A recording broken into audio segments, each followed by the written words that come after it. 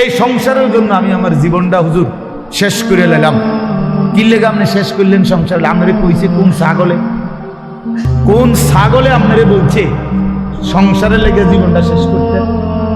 এটা কোথায়? কোরআন শরীফের কোন আয়াতে লিখছে আল্লাহ যে হে ইমানদার, জিভুতের ভাত তরকারির লেগে জীবনটা শেষ করে দাও? নামাজ, রোজা, ওযু, গোসল, হালাল হারাম কিচ্ছুর দরকার নাই। বাসা বাসির শুধু পয়সা কামাই করবা আর জিভুতের শুধু ভাত খাওয়াইবা, বিল্ডিং করবা, দোহান করবা, যেমনে পারো সুদে পারো, কিস্তিতে পারো, পুত বিদেশ পাঠাইবা, মাইয়ারে সুদে টাকা লইয়া পারো, কিস্তিতে টাকা নিয়ে পারো, মেয়েরে বিয়া দিয়া দিবা, বা যেভাবে পারো মরের আগে আগে জিভুতের বিল্ডিং জমি ঠিক করে দিয়া যাইবা। এই কথা আপনারে কে বলছে? কোন ইবলিসে বলছে? কোন শয়তানে বললেন? বলেন, ইনসাফ করে বলেন, কোরআনের কোন আয়াত যে আল্লাহর বান্দা তুমি ওযু, নামাজ, হালাল হারাম, পাক নাফাক, জায়েজ না জায়েজ বাদ দিয়ে শুধু কামাই করো আর জিভুত পালো? হ্যাঁ, বলে সুন্দর সুন্দর কথা বলেন অনেকে, এই সংসারের লেগে জীবনটা হুজুর শেষ করলেন। কিল্লা শেষ করছে? কে বলছে? আল্লাহ তাআলা কোরআনুল কারীমের মধ্যে বলছেন ওয়া'মুর আহলাকা বিস-সালাহ, পরিবারের সদস্যদেরকে নামাজের আদেশ করো। আমনি দিকেল ভাত তরকারি দিলা, লা নাসআলুকা রিজকা, আল্লাহ বলছে তোমাদের কারো কাছে আমি খাদ্য খাবার রিজিকের সহযোগিতা চাই। তোমরা যারা কিশোর তরুণ ছেলে অনেকেই আছো, কোনোভাবেই বুঝতে চাচ্ছ না, তুমি মনেই করো না যে তুমি যে মানুষ, তুমি যে মুসলমান, এবং তোমার যে 14 বছরের পর থেকে তোমরা যারা বালেগ হয়েছ, অর্থাৎ যাদের উপরে গোসল ফরজ হয়েছে, যাদের বীর্যপাত হয়, গোসল ফরজ হয়, সেদিন থেকেই তোমার হিসাব পুরাপুরি 100 তোমার প্রতিটা নিঃশ্বাসের হিসাব উঠতেছে আমল নামার মধ্যে। তাহলে তোমাকে এই বালেগ হওয়ার পর থেকে প্রথম সেকেন্ড থেকে তোমার হিসাব দিতে হবে। এক একটা চোখের দৃষ্টি, কতবার নারী দেখছো, ছবি দেখছো, নর্তকী দেখেছো, উলঙ্গ ছবি দেখেছো, প্রত্যেকটা পলক নজরের হিসাব দিতে হবে আল্লাহর কাছে। আল্লাহর কাছে প্রতিটা হাত পায়ের অঙ্গের নড়াচড়ার হিসাব আল্লাহ তাআলার কাছে দিতে হবে।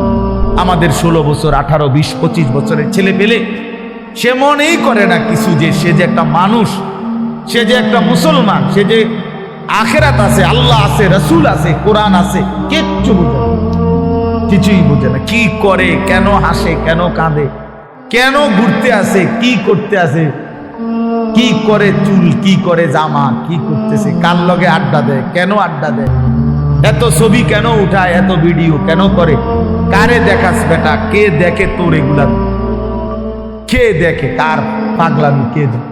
নিজেই মোটরসাইকেল চালায় জোরে, আবার এটা নিজেরটাই নিজের সামনে ভিডিও লাগাই, এটা ভিডিও করে, এটা আবার ফেসবুকে দিল, মানুষের বাকি কিছু পাগলে চাইলো, এই পাগলের পাগলামি। আহা, এটা কথা হইল? মোটরসাইকেল চালানিও ভিডিও করতে হয়, সাইকেল চালানিও, এসব পায়খানাও তো ভিডিও করা উচিত, লোডা বদনাও তো ভিডিও করা উচিত। আহা, এত ফালতু একজন সুস্থ স্বাভাবিক মানুষের জীবন হতে পারে না, যাকে আল্লাহ তাআলা ন্যূনতম আকল দিয়েছেন। হ্যাঁ, কাউকে আল্লাহ তাআলার যখন লানত হয়, আমি এই জন্য প্রায় বলি, কারো উপরে যখন আল্লাহর লানত বর্ষণ হয়, তো আল্লাহ তাআলা তার স্বাভাবিক আকল সরায় দেন। আদাল্লাহুল্লাহু আলা ইলমি, আল্লাহ তাকে তখন পথভ্রষ্ট করে দেয়। ওয়া খাতামা আলা সামঈহি ওয়া কলবি, আল্লাহ তাআলা তার কানে এবং অন্তরে মোহর মেরে দেয়। ওয়া জাআলা আলা বাসারিহি গিশাওয়া, আল্লাহ তার চোখের সামনে পর্দা ফেলে দেয়। ফলে আর সে কিছুই শোনে না, কিছুই বোঝে না, কারণ দিল তো বন্ধ, কানও বন্ধ, চোখও বন্ধ, আবদ্ধ। সে আর আলোর রাস্তা, হেদায়েতের রাস্তা দেখবে কোত্থেকে? সে জান্নাতের রাস্তা দেখবে কোত্থেকে? সে ডানে বামে যেদিকেই তাকায় তখন নারী দেখে, ছবি দেখে। সে যখনই হাঁটে চলে তো ছাতের কিছু অসৎ বন্ধু, চরিত্রহীন কিছু লম্পট, এগুলো সারাক্ষণ কোনো মেয়ের কথা, নারীর কথা, উলঙ্গ কথা, অশ্লীল কথা, গালি গালাজ, একটা আরেকটারে লাথি মারে, একটা আরেকটারে ধাক্কা মারে, একটা আরেকটারে দায়িত্ব ধরে। হ্যাঁ, এই এই নাহলে বিশ্রী কুকুর বিড়ালও যে কথা বলে না, জন্তু জানোয়ারও যে কথা বলে না, এমন হাইওয়ান জানোয়ারের মতো কথাবার্তা বলে। নারী ছবি, অশ্লীল উলঙ্গপনা, অশালীন অঙ্গভঙ্গি, খালাস। এভাবে দিন শেষ। বাদ কতগুলো খাইছে, আবার জানোয়ার ঘুমায় গেছে।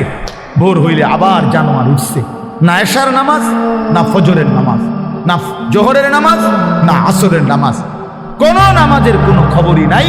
কারণ জানোয়ারের আবার নামাজ কি, কুকুরের আবার নামাজ কি, শুকরের আবার নামাজ কি, কুত্তা বিলের আবার নামাজ কি, জন্তু জানোয়ারের আবার সেজদা কি? বুঝেন নাই কথা? অতটি সিদ্ধান্ত নিছে যে আমি মানুষ হব না, আমি হব জানোয়ার, আমি হব কুকুর বিড়াল, আমি হব রাস্তার পশু। অতএব রাস্তার পশুর যেমন কোনো আল্লাহ নাই, বন্দিগি নাই, ইবাদত নাই, আমারও নাই, আমারও না, আমারও না। এই জন্য ছেলেরা, বাবারা, ছেলেদের দায়িত্ব তোমরা নিজেকে নিয়ে ভাবা কি করছো। বাবাদের দায়িত্ব আপনাদের ভাবা আপনারা আপনাদের সন্তান গড়তেছেন নাকি কি করতেছেন। সন্তানরে কি করলেন? আপনি তো সংসার করছেন কইলেন, আমি তো সব সময় প্রতিদিন বলি যে সংসার বলতে কি বুঝলেন। আপনি যে কইলেন আমি আজকে 30 বছর সংসার করলাম, কিটা খাট পালং সোফা ফার্নিচারেরই সংসার কয় না বউ বাচ্চারে কয় সংসার? একটা মানুষ যদি বলে যে আমি পরিবার নিয়ে এনে বেড়াইতে আইছি, তো পরিবার নিয়ে বেড়াইতে আইলে এ কথা বললে তার মানে খাট সোফা টোফা বেটার ঘরের ফার্নিচার ইডি লই আইছি বেড়াইতে নাকি? কি কি নিয়ে আইছি? বউ বাচ্চা নিয়ে আইছি, এই না কথা বুঝায়? তাইলে সংসার বলে বউ বাচ্চারে, পরিবার বলে বউ বাচ্চারে, এই মানুষগুলার এক সংসার বলে। খাট পালং রে কি বলেন? এগুলো তো বদলায় যায়। এগুলো তো আপনার আমলও আপনি চেয়ার বদলাইছেন, বদনা বদলাইছেন, বালতি বদলাইছেন। আপনার নিজের আমলেও তো আপনি 40 বছরের ভিতরে কত আসবাব বদলাইছেন না? আগেরটা পুরান সুন্দর লাগে না, মডেল নতুন করে কিনছে। তো এগুলো তো কিচ্ছু না, মানুষগুলো হলো আমার সংসার।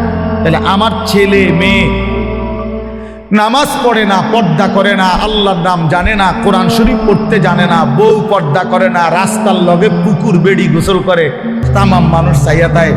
এই অসভ্য নারী, এই বেডিও অসভ্য, এই বেডির জামাইও অসভ্য, একেবারে 100% অসভ্য।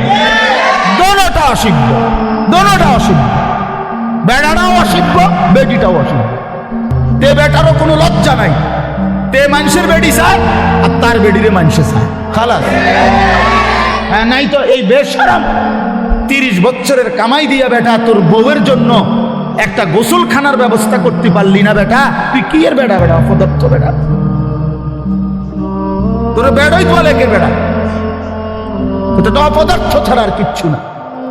নিজের স্ত্রীর জন্য একটা, মেয়েটার জন্য একটা নিরাপদ গোসলের ব্যবস্থা করতে পারে নাই পর্দার ভিতরে, এরকম বেহায়া, এটা কেমন পুরুষ? এমন নির্লজ্জ পুরুষ হয় কেমনে নিয়া? এরকম বেগায়রত, আত্মমর্যাদাহীন। আমার স্ত্রী রাস্তার মানুষে দেখবো, তাহলে আমি জীবনের বাচ্চা থেকে কিনলাম। আমার মেয়ে রাস্তার ফোলাফাইনে টিটকারি মারবো, ইটকারি মারবে, অথচ মেয়ে আমার। তাহলে আমার মতো বেড়াই মুসলমান, আমার বাচ্চা থাকার দরকার কি বেড়া? আমি মরে যাই না কেন? আমি মরে যাই না কেন? আমি পানিতে ডুবি না কেন? বলে।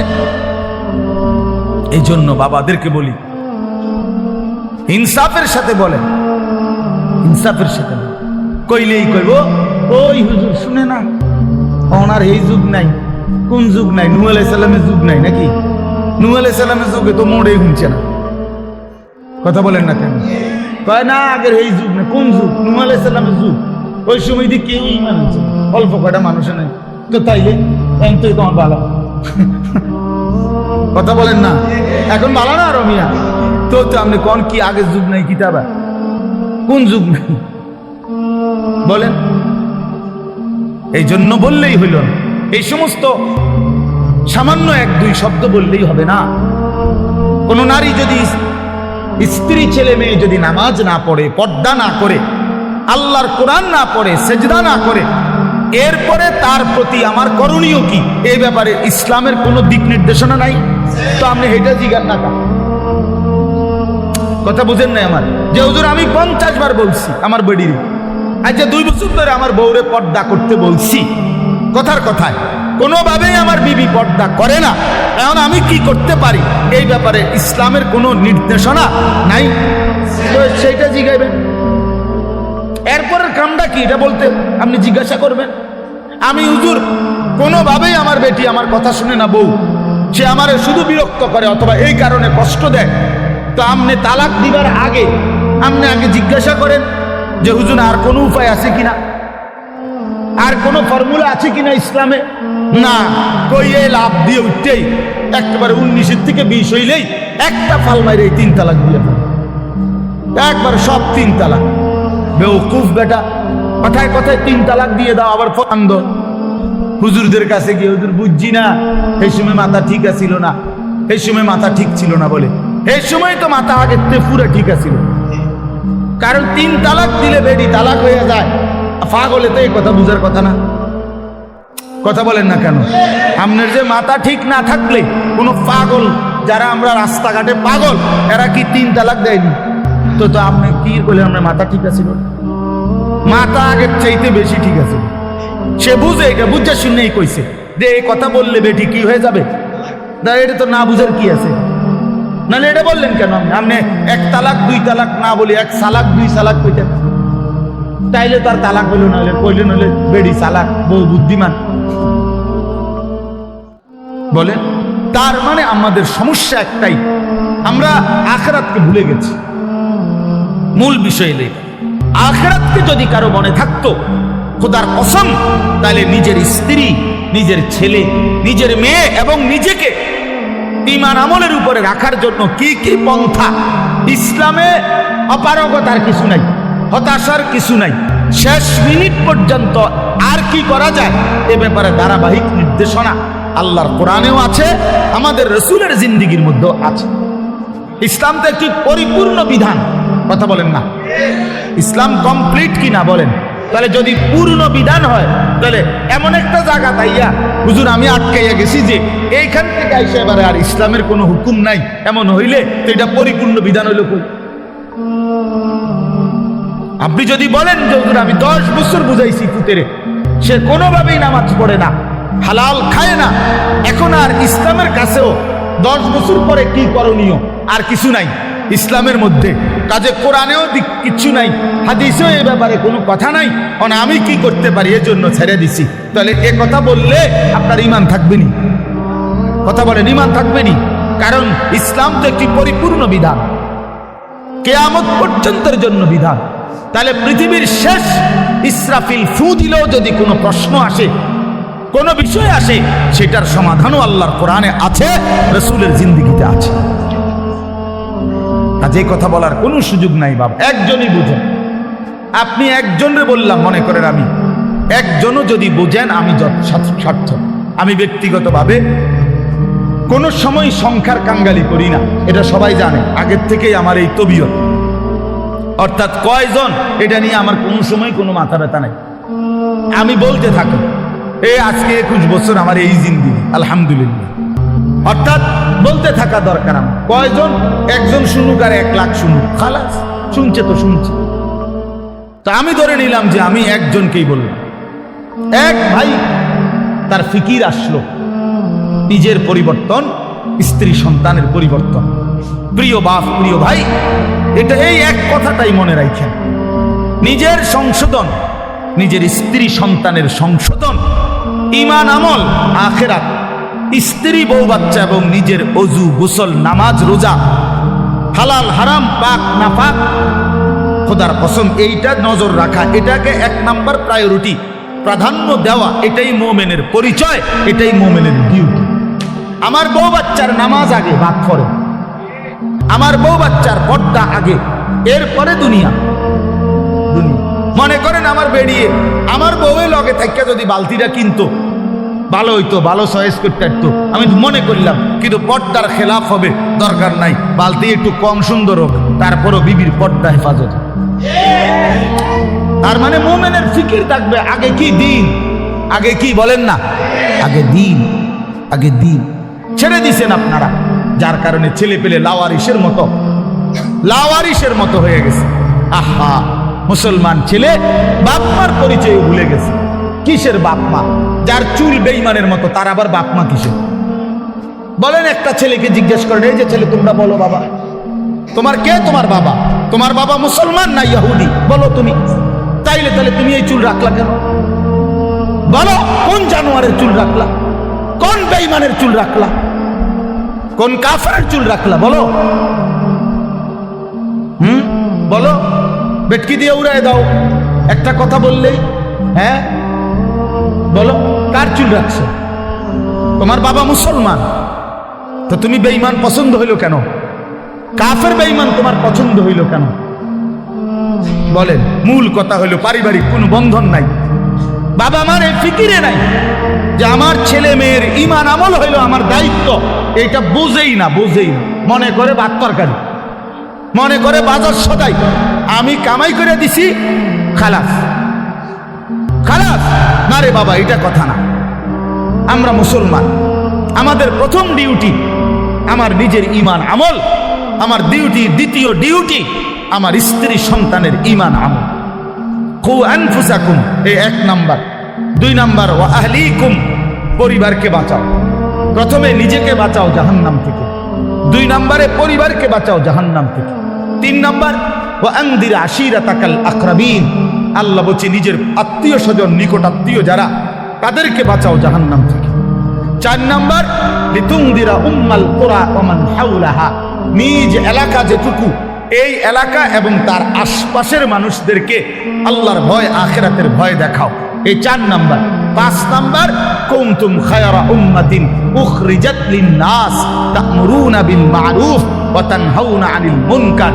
এবার চেষ্টা করো সারা পৃথিবীর বিশ্ব মানবতাকে, সমস্ত মানুষকে আল্লাহর দিকে ফেরাবার চেষ্টা করো।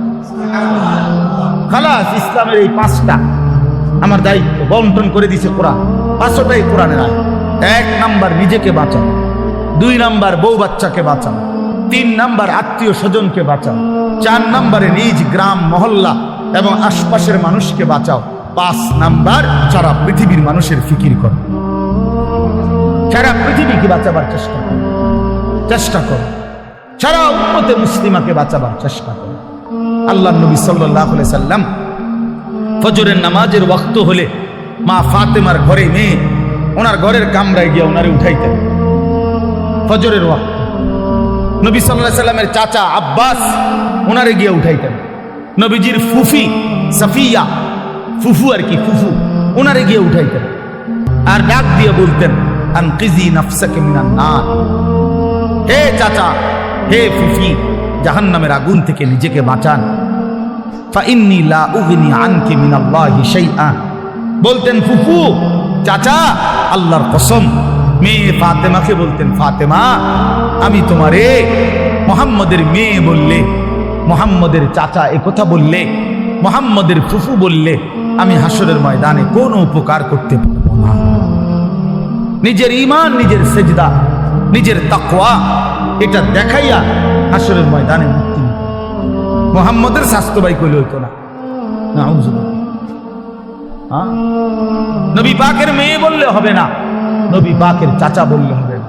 নবীজির চাচা বললে যদি জাহান্নামের মুক্তি পাওয়া যায়, তো আবু তালেব, আবু লাহাব, আবু জাহেল, আবু লাহাব, তারাও তো বলবে আমি তো চাচা। কথা বলেন না কেন? তাইলে তখন কি হবে? এই জন্য নবী বলছেন, না না, আত্মীয়তার পরিচয় হবে না, ঈমান আমলের পরিচয়। ফাইযা নুফিখা ফিস-সূর ফালা আনসাবা বাইনাহুম ইয়াওমাইযিন, আল্লাহ বলেন হাসরের মাঠ যখন কায়েম হবে, কেউ কাউকে কোনো আত্মীয়তার নসব মানে কি? আত্মীয়তা, বংশের কোনো পরিচয় হবে না। ওয়ালা ইয়াতাসাআলুন, কেউ কাউকে ভালো মন্দ জিজ্ঞেস করবে না। ভাইজান কোনো কষ্ট হইতেছে কিনা, চাচা বসতে কোনো অসুবিধা হইতেছে? না না, এখানে কথা কই না, হাসরের ময়দানে। বুঝেন ভাই? এখন না আমরা জিগাই যে ভাই সাহেব কোনো একটু আরামসে বসেন, বা ওনার একটা চেয়ার দেন, ঠিক আছে না চাচা যান মুরব্বী, ওনার একটু আগে বাইর হইতে দেন, ওনার আমরা এরকম বলি কি না বলে? তো আল্লাহ তাআলা বলেন কিয়ামতের দিন ওয়ালা ইয়াতাসাআলুন, কেউ কাউকে একটি শব্দ জিজ্ঞেস করবে না যে কষ্ট হচ্ছে কিনা। না না, লিকুল্লি ইমরিইম মিনহুম ইয়াউমাইদিন শা'নুন ইউগনি, আল্লাহ বলেন প্রত্যেকেই নিজেকে নিয়েই ব্যস্ত থাকবে। ইয়াওয়াদ্দুল মুজরিমু লাউ ইয়াফতাদি মিন আযাবি ইয়াউমাইদিন বিবানি ওয়া সাহিবাতিহি ওয়া আখি ওয়া ফাসিলাতিহি আল্লাতী তু'যি ওয়া মান ফিল আরদি জামিআ সুম্মা ইউনজি। বড় সাংঘাতিক আয়াত এটা। আল্লাহ বলে প্রত্যেকটা নাফরমান পাপী জাহান্নামী কিয়ামতের দিন আল্লাহকে বলবে, আল্লাহ আজকে এই হাসরের ময়দানে আপনি আমার ভাই, আমার স্ত্রী, আমার সন্তান, আমার মহল্লাবাসী, এমনকি গোটা পৃথিবীবাসীকে জাহান্নামে দিয়ে দেন, তবুও আমারে বাঁচায় দেন। ওয়ামান ফিল আরদি জামিআ, প্রয়োজনে জমিনের সমস্ত মানুষকে জাহান্নামে দেন। সুম্মা ইউনজি, তবুও আমারে বাঁচিয়ে দেন। এমন আগুন আমি সইতে পারবো না মাওলা।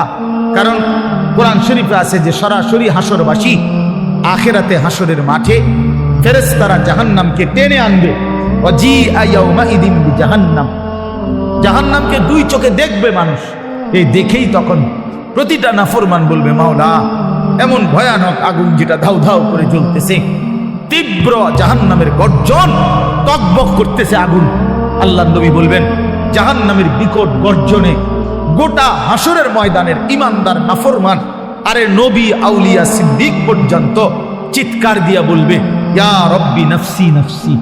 জিব্রাইলের মতো সাহাবী ফেরেশতা, ফেরেশতাদের কোনো গুনাহই নাই, চিন্তাও নাই, সেই জিব্রাইলের মতো ফেরেশতা হাদিসে আছে হাসরের ময়দানে জাহান্নামের দিকে তাকাইয়া মাটির মধ্যে নিজের হাত বাইরে হাত বাড়ি দিতে দিতে করতে বলবে, ইয়া রব্বি সাল্লিম সাল্লিম, আয় মাওলা আমারে বাঁচান, আমারে বাঁচান, আমারে আমাকে। আল্লাহ তাআলা বলেন কাল্লা, কিন্তু আল্লাহ বলেন কখনোই না। ইন্নাহা লাযা, রব্বুল আলামিন বলেন এটা জ্বলন্ত ধাউ ধাউ করে প্রজ্বলিত আগুন। নাযাতাল লিশাওয়া, রব্বুল আলামিন বলেন নাফরমান এই মুহূর্তে জাহান্নামের আগুনে ফেলা হবে। প্রথম সেকেন্ডেই, প্রথম মিনিটেই নাযাতাল লিশাওয়া, সারা দেহের গোশত চামড়া হাড্ডি প্রথম মিনিটেই, এক সেকেন্ডেই একদম জ্বলে ভুনা হয়ে যাবে। নাযাতান অর্থ এটা মাশউই, মানে ফ্রাই হয়ে যাবে, ভুনা হয়ে যাবে, ভুনা এক মিনিটেই ভুনা হয়ে যাবে। নারুল্লাহিল মুকাদা আল্লাতী তাত্তালিউ আলাল আফইদা, আল্লাহ বলে বান্দা জাহান্নামের আগুন মনে রেখো আমি আল্লাহর জ্বালানো আগুন। এই আগুন তো আমি জ্বালাইছি। কে জ্বালাইছে? এই আগুন আমি আল্লাহর জ্বালানো আগুন। দুনিয়ার তোমরা লাকড়ি জমা করে তোমরা আগুন জ্বালাইছো এমন না, জাহান্নামের আগুন আমি আল্লাহর, নারুল্লাহিল মুকাদা, আমি আল্লাহর প্রজ্বলিত আগুন। অতএব আমার এই আগুনে যখন ফেলা হবে, আল্লাতী তাত্তালিউ আলাল আফইদা, দুনিয়ার আগুন যখন কারো দেহের মধ্যে লাগে, ছুটাছুটি করে কিংবা পানি দিয়ে যে কোনোভাবে যদি রক্ষা করা যায়, তাইলে হয়তো হাত পুড়ে গেছে বাকিটা বাইচা গেছে, পাও পুড়ে গেছে বাকিটা বাইচা গেছে, এমন হয় কিনা? তো রব্বুল আলামিন বলেন জাহান্নামের আগুনে যখন ফেলবে, আমার এই প্রজ্বলিত আগুন ফেলতেই প্রথম মিনিটেই বান্দা তোমার সারা দেহ এমনকি তোমার কলিজা সুদ্ধা প্রথম মিনিটেই জ্বালায় ফেলবে। একই সাথে একই মুহূর্তে বাহির এবং ভিতরের কলিজাটা সুদ্ধা ভুনা করে ফেলবে। আল্লাতী তাত্তালিউ আলাল আফইদা, আফইদা। কি মনে করছো নওজোয়ান? আগে নয়তো সিদ্ধান্ত নাও আখেরাত নাই, এবার বেডি চাও, কোনো অসুবিধা নেই। তুমিও ল্যাংটা হয়ে যাও, ছবিও দেখো ল্যাংটা। দেখো যুবক, আমি বললাম তুইও লুঙ্গি খুলে ফেল, কাপড় খুলে ফেল নাফরমান। আর নর্তকীও দেখ, তোর কাপড়ও খুলে ফেল, নর্তকীর কাপড় তো খোলাই, যা দেখ। তবে আগে শর্ত হলো একথা বোঝাপড়া করে নাও, কারোর সাথে হিসাব মিলাইয়া নাও যে আসলে যে হুজুররা বলে কবর হাসর আখেরাত, এটি আসলে মিশা কথা নেই। এই কথা কারোর থেকে জিজ্ঞাসা করে নাও। কথা বুঝেন নাই আমার? এটা যদি ফয়সালা হয়ে যায় যে হ্যাঁ এগুলো নাই, তো ঠিক আছে বন্ধু, নাচো গাও ফুর্তি করো, যা মন চায় তাই করো। কিন্তু এ কথার তো কোনো কাফেরও আজ পর্যন্ত বলে নাই যে কবর হাসর আখেরাত নাই। না, হিন্দুরাও তো স্বর্গ নরক কয় না? কথা বলেন না কেন? হিন্দুরা মরলে আমরা যেরকম কই মরহুম, হেরাতে কয় স্বর্গীয় উমক।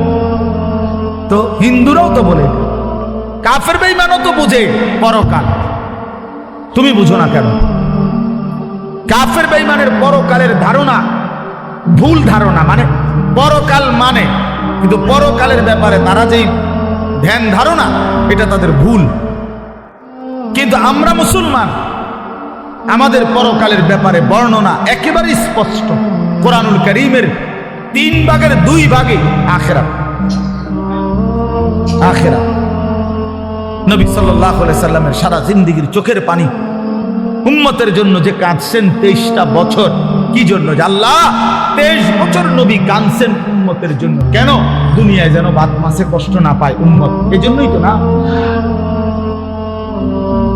কথা বলে, উম্মত যেন বাতে মাসে কষ্ট না পায়, দুনিয়ায় বউ বাচ্চা লইয়া যেন সুখে চলতে পারে, এই জন্যই তো নবীর 23 বছরের চোখের পানি, নাকি?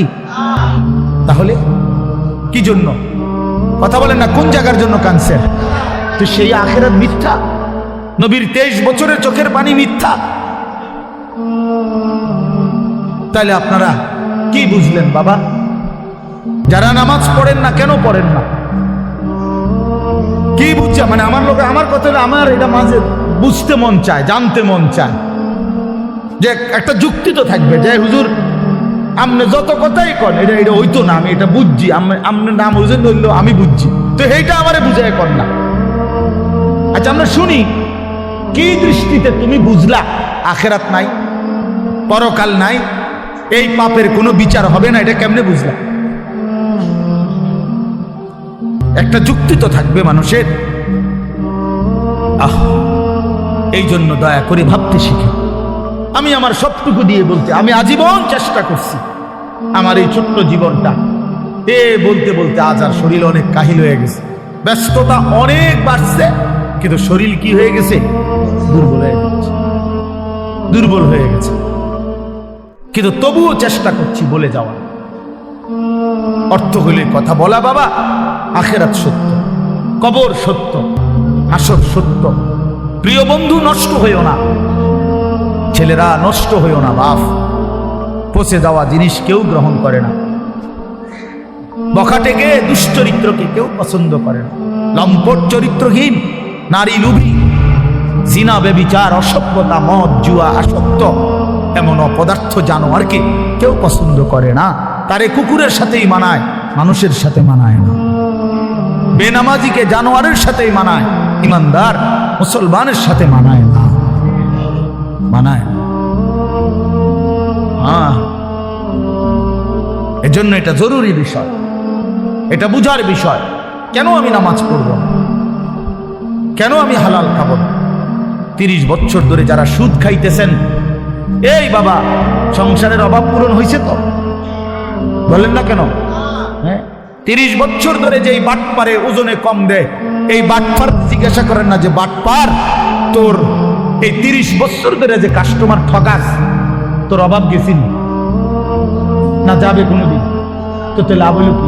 কিরে এত সিটারি করে কাম তো লাভ হইল না, সিটারিয়ে যা করলা, কই সংসারের অভাব তো গেল না, কিস্তি তো শেষ হয় না, কিস্তি তো শেষ হয় না, প্রয়োজন তো শেষ হয় না। কিস্তি ইনকাম করে 90,000, কিস্তি চলে 6 লাখ। হ্যাঁ, কথা বলেন না কেন? কিস্তি কারণটা কি? বেডারে দিয়েও কিস্তি লইছে, বেডিরে দিয়েও কিস্তি লইছে, পুতের বউরও দিয়েও কিস্তি লইছে, নাতিরও দিয়েও কিস্তি লইছে। সংসারের সবগুলো হারাম কর, বউ হারাম কর, স্ত্রীও হারাম কর, পুতের বউ হারাম কর, প্রত্যেক কিস্তি যে লইছে তো হারাম কর। কথা বলেন না কেন? হ্যাঁ, মাতেন না কেন? নাইরে আপনি পাল্টা জবাব দেন। হ্যাঁ, কোন আমি শুনি, তর্ক করেন। কিস্তি মানে তো হারাম, সুদ মানে তো হারাম, সুদ মানে তো হারাম। তো বলে হুজুর না খাইয়া মরে যাবনি। হ্যাঁ, মরে যাবেন। মরলে কি শরম নেই? কোনো মানুষ মারা গেলে এটা কি বেজ্জুতি নেই যে ছি ছি ছি জীবনে কেউ মরলো না, হায় হায় রে, আস্তাগফিরুল্লাহ আস্তাগফিরুল্লাহ, এরকম শরমের কথা? লোকটা মুখে গেল বলে, বলেন মরে যাওয়া কোনো শরম? তো মরে যাবেন, অসুবিধা কি? আমারও তো অনেক সময় অনেকে বলে যে হুজুরে না খাইয়া কি মরে যাওয়া? মরে যাবেন, আমার অসুবিধা কি? না খাইয়াই মরে যাবেন, অভাবে মরে যাবেন, ঠিক আছে, কিন্তু এরপরও তো চোখটা বন্ধ হইলে জান্নাতের দুয়ার খুলে যাবে। যে মাওলা অভাবে পড়ে গেছি তো তোমারে ছাড়ি না, খাইতে পাই নাই কিন্তু তোমারে ছাড়ি না। নবী সাল্লাল্লাহু আলাইহি সাল্লাম তো পেটে দুইটা পাথর বাঁধছে। আপনারা আমাদের কার হালাত এমন হইছে ক্ষুধার কষ্টে? হ্যাঁ, পাথর বাঁধছেন, বলেন 3 দিন খান নাই টানা, এমন আমাদের কারো জানা মতে, আর আমরা বাদ দেন নিয়া, আমাকে জানা মতে বলে আমার চাচা একবার এরকম হয়েছে, আমার জ্যাডার একবার এরকম হয়েছে যে 3 দিনে এক লোকমা খাবার খায় নাই, এমন হয়েছে। চাচা আপনি শুনছেন? চাচা আপনি তো মুরব্বী বয়স্ক, আপনি বলেন চাচা, আপনি বলেন, এমন শুনছেন কোনদিন? কিন্তু আল্লাহ নবী সাল্লাল্লাহু আলাইহি সাল্লাম যে দিনের পর দিন 3 দিন ক্ষুধার্ত ছিলেন, এ কথা কি আপনারা শুনেন নাই? তাহলে নবীজির চাইতে ক্ষুধার কষ্ট বেশি সয়েছে এমন উম্মত এই 1450 বছরও এখনো হয় নাই। সাহাবায়ে কেরাম, আবু বকরের মতো দামি সাহাবী, ওমরের মতো দামি সাহাবী, হযরত আয়েশা নবীজির স্ত্রী বলেন, রাআইনা হিলালান সুম্মা হিলালান সুম্মা হিলালান। নবীজির স্ত্রী বলেন, এক চাঁদ উঠছে, এটা ডুবছে, আরেক চাঁদ উঠছে, এটা ডুবেছে, আরেক চাঁদ উঠছে, এটাও ডুবছে। কয়টা হলো? কয় মাস? 3 মাসে।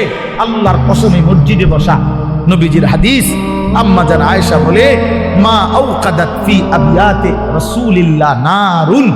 আবিয়াত বহু বচন না, বাইতুনের, রাসূলের 9 জন বিবি। আম্মা জান আয়েশা স্ত্রী বলে, আমরা 9 বিবির কারো ঘরে এই গোটা 3 মাসে কোনো দিন রান্না করা চুলায় কোনো খাবার আমরা খাইনি, কোনদিন। ফামা আইশুকুম, সাহাবী জিজ্ঞেস করছে, মা তাহলে বাঁচলেন কিভাবে? ফামা আইশ, জীবনটা চালাইলেন কেমন? আল্লাহ নবীর স্ত্রী বলেন, আত্তামারু ওয়াল মা, খেজুর এবং পানি। 3 মাস খেজুর এবং পানি, সকালেও এটা, দুপুরও এটা, রাতেও এটা, শনিবারও এটা, রবিবারও এটা, সোমবার, মঙ্গলবার, বুধবার, বৃহস্পতিবার, শুক্রবার, প্রতিদিন একই জিনিস। এভাবেই জিন্দেগি। পানি, খেজুর, খেজুর, পানি। খেজুরও তো অল্প, 1টা 2টা 8টা। খেজুরের দানা বাইটা পিসাইয়া পাউডার বানায়া সাহাবায়ে কেরাম খেজুরের দানা পানি ভিজায়া ছাতুর মতো বানায়া তারপরেও খাইছে। হ্যাঁ, এই জন্য আমার বাপ, আমি আমাকেও বলছি, আপনাকে শুধু না, আমরা আমাদেরকেও বলি, নিজেকেও বলি, নিজের ঘর পরিবার নিয়েও আলোচনা করি। তাহলে আমরা প্রত্যেকে ইনশাআল্লাহ আমাদের জিম্মাদারি মনে রাখি। কু আনফুসাকুম, আমি যে কথার থেকে এতগুলো কথা বললাম, অর্থ হলো নিজের ফিকির করা, আমার ঈমান, আমার আমল, আমার আখিরাত, আমার স্ত্রী সন্তানের ঈমান, আমল, আখিরাত, আমার বাপ। এবার আমি শেষ অংশে কথাটা বলতে চাই না। আমরা যারা এখানে যে কয়জন মনোযোগ দিয়ে শুনছেন, আমি সবাইকে বলি, আমরা এটা মনে রাখতে হবে, আমরা মুসলমান, আমাদের জীবন আখিরাত, আমাদের জীবন দুনিয়া হবে না। একবার বিশ্বাস করেন, 200 কোটি মুসলমান আমরা যদি রাত দিনও পরিশ্রম করি দুনিয়া উপার্জনের জন্য, আল্লাহর কসম, খোদার কসম, কাফের বেঈমানের সমপরিমাণ দুনিয়া আল্লাহ আমগরে দিবে না। এটা আল্লাহর ওয়াদা। দিত না মানে আমি এবারে কইলাম শাহাদাত মানে আপনি যদি মাথাও ফাড়াই এলাম আমি টাকা 500 চাইছেন আমি দিতাম না বেটা। এবার তুমি যেটা মনে করো এটা করো, আমি কইলাম দিতাম না তখন আমি কেমনে নিবেন আপনি আমার টেয়াটা? কথা বুঝেন নাই আমার? আমি যে কইছি একবারে কসম করে কইছি যে আমি টেয়াটা দিতাম না। তো আল্লাহ বলছে বান্দা দুনিয়া আমি তোমাদের ইমানদারকে দেব না বান্দা, পুরো এটা আমার ওয়াদা, আমি দেব না দুনিয়া, আমি দেব আখেরাত। আখেরাতে আল্লাহ বলছে বান্দা দুনিয়া আমি তোমার প্রয়োজন মাফিক দিচ্ছি, আর কাফেরকে দুনিয়া বেশি দিলাম, তবে আখেরাতে পুরাটা তোমাদের ইমানদারদের জন্যই বরাদ্দ রাখলাম, বেঈমানকে এক ঢোক পানিও পান করতে দেব না, এক ঢোক পানি। চোখটা বন্ধ হইলে কোনো বেঈমান আর এক ঢোক পানি পাবে না, এক লোকমা খাবার আর কোনোদিন মিলবে না। লা ইফাত্তারু আনহুম ওয়া হুম ফীহি মুবলিসুন। আল্লাহ বলে জাহান্নামী জাহান্নামের আগুনে এক সেকেন্ডের জন্য বিরতি পাবে না। লা ইফাত্তারু, বিরতি হবে না। কি ভাই তাহলে আপনি কি লেগে লাফালাফি করতেছেন? আমরা কেন এরকম পাগল হয়ে গেলাম? পারতেন না তো? দুনিয়া আমরা বেঈমানদের সমপরিমাণ হবে না, এটা আল্লাহর ওয়াদা। আল্লাহর ওয়াদা তো যার হাতে সব, তিনি বলতেছেন আমি তোমারে দিতাম না, আপনি কীর্তন কারাগারি করেন কেন? এই সাফাসাফিটা করতেছেন, উনি কইলো দিত না। বলেন বলেন একজন ফুট বিদেশ পাঠাইয়া আমরা এখানে বিরাট কিছু করে এলাম, কিতা এই ঘুরে ঘেরে ফাঙ্গাসার তেলাফিয়ারি আমরা জানি না। আর কিতা যার ফুট ইটালি এবার কিতা খায়? হ্যাঁ, যার 3 ফুট বিদেশ এবার কি খায়? হ্যাঁ, কি খায়? দৈন্যতা করলা, দুন্দুল ফুলকপি আর পাতা কপি, ফার্মের মুরগা আর কক মুরগা, আর কিতা খান আপনি? আপনি কি বাঘের গোস্ত খান নাকি? কা খাইবেন না আপনার ফুট ইটালি? আপনি কি লেগে হুদা মুরগের গোস্ত খাবেন? এটি তো আমরা আঙ্গাল কাঙ্গালরাই খাই। আপনি তো প্রতিবেলা সিংহের গোস্ত খাওয়া দরকার, আপনি 3 ফুট বিদেশ। কই দুনিয়া কি ভোগ করছি আমরা? এই সামান্যটুকু দুনিয়া, 3 বেলাও তো আমরা ঠিক মতো সামান্য কুদ্দুর খাবার খাই, এইটুকুর জন্য আখেরাত ছেড়ে দিলেন। একটা অটো ড্রাইভারের সারাদিন ইনকাম কত? সব যাইয়া তুইয়া 300 টাকাও তো থাকে না, এই 300 টাকার জন্য আল্লাহকে ছেড়ে দিলেন। একটা সিএনজি ড্রাইভারের ইনকাম কত? সারাদিনে 700-800 টাকাও তো থাকে না, সব মালিক জমা, গ্যাস, এরপরে রাস্তার যে খরচ, ওই যে জায়গায় জায়গায় টাকা দিতে হয় না, জিবি না কি কয় ডিরে, এগুলো দিয়া থিয়া 700-800 টাকাও তো থাকে না। তো 700-800 টাকার জন্য মহান আল্লাহকে ছেড়ে দিলেন, 5 ওয়াক্ত নামাজ ছেড়ে দিলেন। 300 টাকার জন্য 1 ওয়াক্ত নামাজ পড়তে পারলেন না, 700 টাকা মিলাইতে গিয়ে 1 ওয়াক্ত নামাজ পড়লেন না।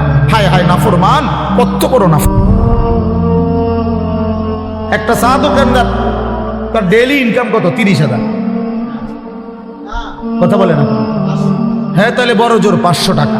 তো বড় জোর 500 টাকা বেটা নাফরমান, 500 টাকার জন্য আল্লাহকে ছেড়ে দিলি, 1 ওয়াক্ত নামাজও পড়লে না। ছি ছি ছি ছি। তোমরা যুবকরা বলো বাবা, 12,000 টাকার একটা মোবাইলের জন্য আল্লাহকে বাদ দিয়ে দিলা। কিছুক্ষণের এই নারী ছবি, বন্ধুদের এই আড্ডার জন্য এত বড় মহান আল্লাহ যে তোমাকে খাওয়ায় পড়ায় লালন পালন করে, তাকে বাদ দিয়ে দিলা বাবা। ইনসাফ না এটা। অতএব আমাদের কথা এটাই, আমাদের জিন্দেগি আখিরাত, আমাদের জীবন কি, আমাদের প্রস্তুতি কিসের জন্যে, আমাদের সারাটা দিন রাত কিসের জন্যে?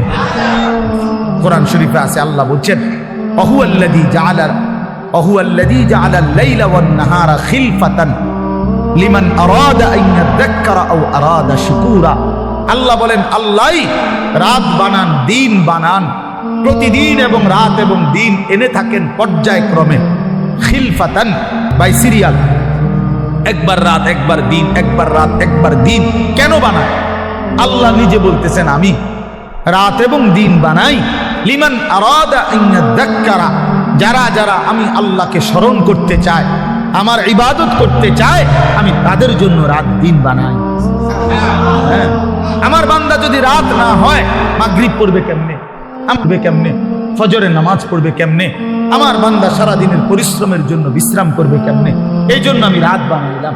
আমি যদি দিন না বানাই তো আমার বান্দা ফজর পড়বে কেমনে, জোহর পড়বে কেমনে, আসর পড়বে কেমনে, হালাল উপার্জন কেমনে করবে।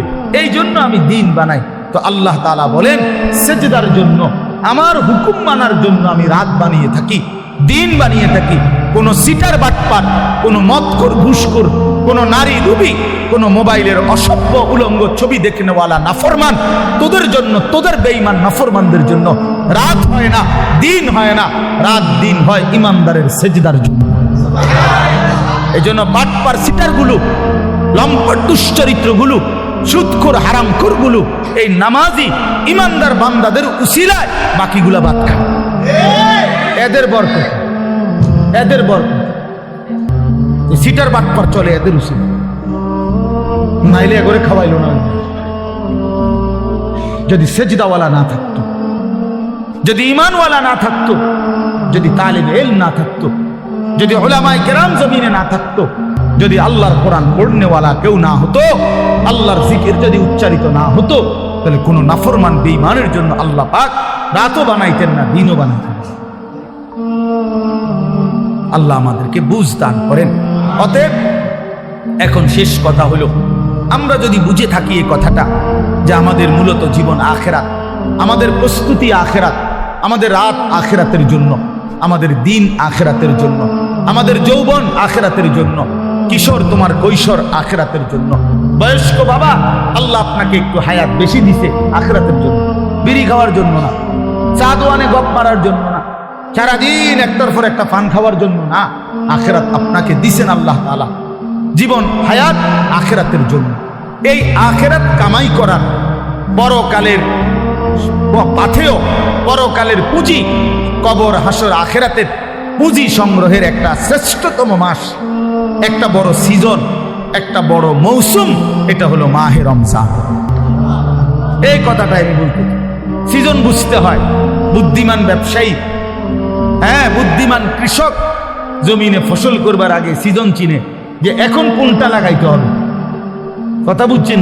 সিজন হইলো আলুর, আপনি লাগাইছেন টমেটো, তাহলে হইতো না। সিজন চিনতে হবে কোন সময় কোন তরকারির মৌসুম, কোন সময় কোন ফসলের মৌসুম। ব্যবসায়ীও সিজন বোঝে। হ্যাঁ এখন রোজা, আপনি উঠাইছেন গরু ছাগল, না আপনি কাপড়ে না উঠেছেন। কথার কথা একটা সিজন। মানুষ কি ধরে? সিজন ধরে যে ভাই এখন আমাকে ব্যবসার সিজন, এই এক মাস সিজন। তাহলে মৌসুম চিনে। আমরাও ওয়াইজরা বলি যে শীতকাল আমগো ওয়াজের মৌসুম, ওয়াজের সিজন আমগো, মানে এই সময় ওয়াজ বেশি। ঠিক না কথা? প্রত্যেকেই মৌসুম চিনে, সিজন চিনে। তো আল্লাহ তাআলা বলছে, বান্দা আখিরাত কামাই করার, জান্নাত কামাই করার সবচেয়ে বড় সিজন, মৌসুম মাহে রমজান। আর সেটা আর মাত্র 30 দিনও বাকি নাই। এই আমাদের সামনে একদম অল্প কয়দিন, আর মাত্র একটা মাস।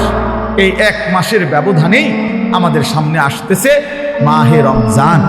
আল্লাহ তাআলা বলছেন, ইয়া আইয়ুহাল্লাযীনা আমানু কুতিবা আলাইকুমুস সিয়ামু কামা কুতিবা আলাল্লাযীনা মিন ক্বাবলিকুম লাআল্লাকুম তাত্তাকুন।